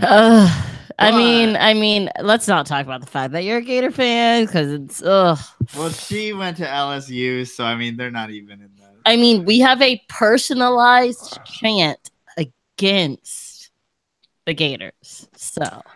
It's lonely at the top is all I can say. But, you're not. If we're gonna go that, they're at the top. Now they are. They've been at the top for actually, the last time you were time. At the top. I started school in 2010. Before I went into my freshman year is when we beat Tebow and the Gators, and when we took over. Great times. It sucks to beat a Florida Gator. I said it sucks to beat. One thing that you won't have to worry about, I can tell you, at Carpet Fest this year is lodging, because I have a sleeping bag and we can just share a sleeping bag. Nice. And we have a 10-man tent that we're gonna put in the by back Austin. Of Ryan's yard. We all And you don't even have to bring a sleeping bag. Is anybody bringing a hammock for Terry? We can make that happen. As great as I bet your Carpet Fest was, if you're missing out on like the debauchery, that's gonna happen at this one, like 100%. It's gonna get weirder. I will say, yeah, there was no debauchery at our Carpet Fest. So Dave had some very clear ground rules. The first ground rule was no one's allowed in the house. The second rule was no one's allowed in the house. The third rule was no one could block the driveway where his wife needed to get in and out of the house. And the fourth rule was that it was beer and wine only, so there was no hard liquor available. So I think those 4 rules combined with a very clear 9 o'clock ending time, even though we didn't leave there till probably the last straggler is probably about 10:30. But he was very clear on some of the ground rules. And so I will say there was no debauchery. There was no late night shenanigans. And I can't remember who it was. Somebody, it might have even been Austin Warwick. Somebody messaged me, like, it was like 11 o'clock that night. And I was like, oh, I just got back to the hotel. And they're like, you're already done with Carpet Fest? And I was like, yeah, we just got back to the hotel, like, literally just now. And they're like, yeah, but it's only like 11 o'clock your time. And they were really shocked at how early in the evening it was because, the one at Bill's house, I mean, both the Friday night and Saturday night went till the wee hours of the morning. And they probably went even later than when I left. And I left, I think, probably 3 or 4 o'clock in the morning both nights. So definitely more subdued in the Southeast. But we'll leave that debauchery up to you guys in Texas. All I'm saying is if you don't want a Mormon Carpet Fest, you can come to Stop! And we can have some fun, all right? Yeah. You talk about bills, I think it's going to be even more. I don't know. I hear that it's actually the Northwest guys that are the craziest, aren't they? The ones really who, well, I think they're the ones who try to raise money by killing Nick Mutton every year or something. Yeah, I think one year he ate a rat, and the next year he was in some type of ice bath hot tub. I don't know. Okay. I don't know much about them. Yeah, we stay away from waterboarding or any other form of human torture at our Carpet Fest, but it's all for a good cause. If you're raising money for USARK, I think you can get away with it. That's what I'm saying. I mean, we got to do something real weird to get $12,000. Yeah, so. I think they'll keep the number one spot on that. I don't think we'll raise 12,000. Well, we'll just raise hell. So we're gonna raise hell. Negative. Oh, okay. I don't know. You get Tony to donate some killer Carpondro and Bill Steele to donate the right animals. You might raise some money. Exactly. And even Ryan with some retics. Ryan donates some retics. We can. Yeah. He's already donating his whole house and everything. Yeah, you're right. He shouldn't have. We're gonna be living there for Friday through Sunday. But I feel okay. But see, you're saying this. I keep telling. Oh, not keep. I've only told one person that our house is available for them to stay at. Yet you keep saying we're not going to be staying here. You'll sleep here, but me and Austin are roughing it. Oh, okay. Nice. Okay. Let's end. We're almost an hour past. We're at 3 hours. Yeah. So Ian, let's end this. Thank you so much for being here and for just having a great show. Having fun. Thank you for not sucking, because you'll be on our people who don't suck. I'm glad I can be on the list of people that don't suck. And big shout out to you guys. I mean, I love what you guys are doing. You guys are the drunk history of Reptile podcasts. So I appreciate that. And just keep up the good work. I love the episodes and I want to hear more of them. So keep it up. Thank you so much. And thanks everyone for watching and just commenting. I feel like we've had a lot of people this whole podcast. Thanks for supporting us on Facebook, YouTube, Instagram, and thank you to anyone who voted in the Reptile Report Awards. We won't know the winners for a couple days. We've already acknowledged that we won't win, but we're still thanking everyone because we were up against people who are a lot better than us and more experienced, yada, yada, yada. That again. Stop making fun of me for that. But again, thank you. Catch us next week, normal time with son. We got Kathy. With Kathy Love, which to us is really exciting. I don't know if that's exciting to everyone else, but she's like Florida representing. She's like old school, real deal. She's real deal. Queen of corn snakes. Queen of corn snakes. Yeah. Bam. Peace out, guys. Okay. Later. Bye, everyone. Awesome. Have a good night, guys. Have a good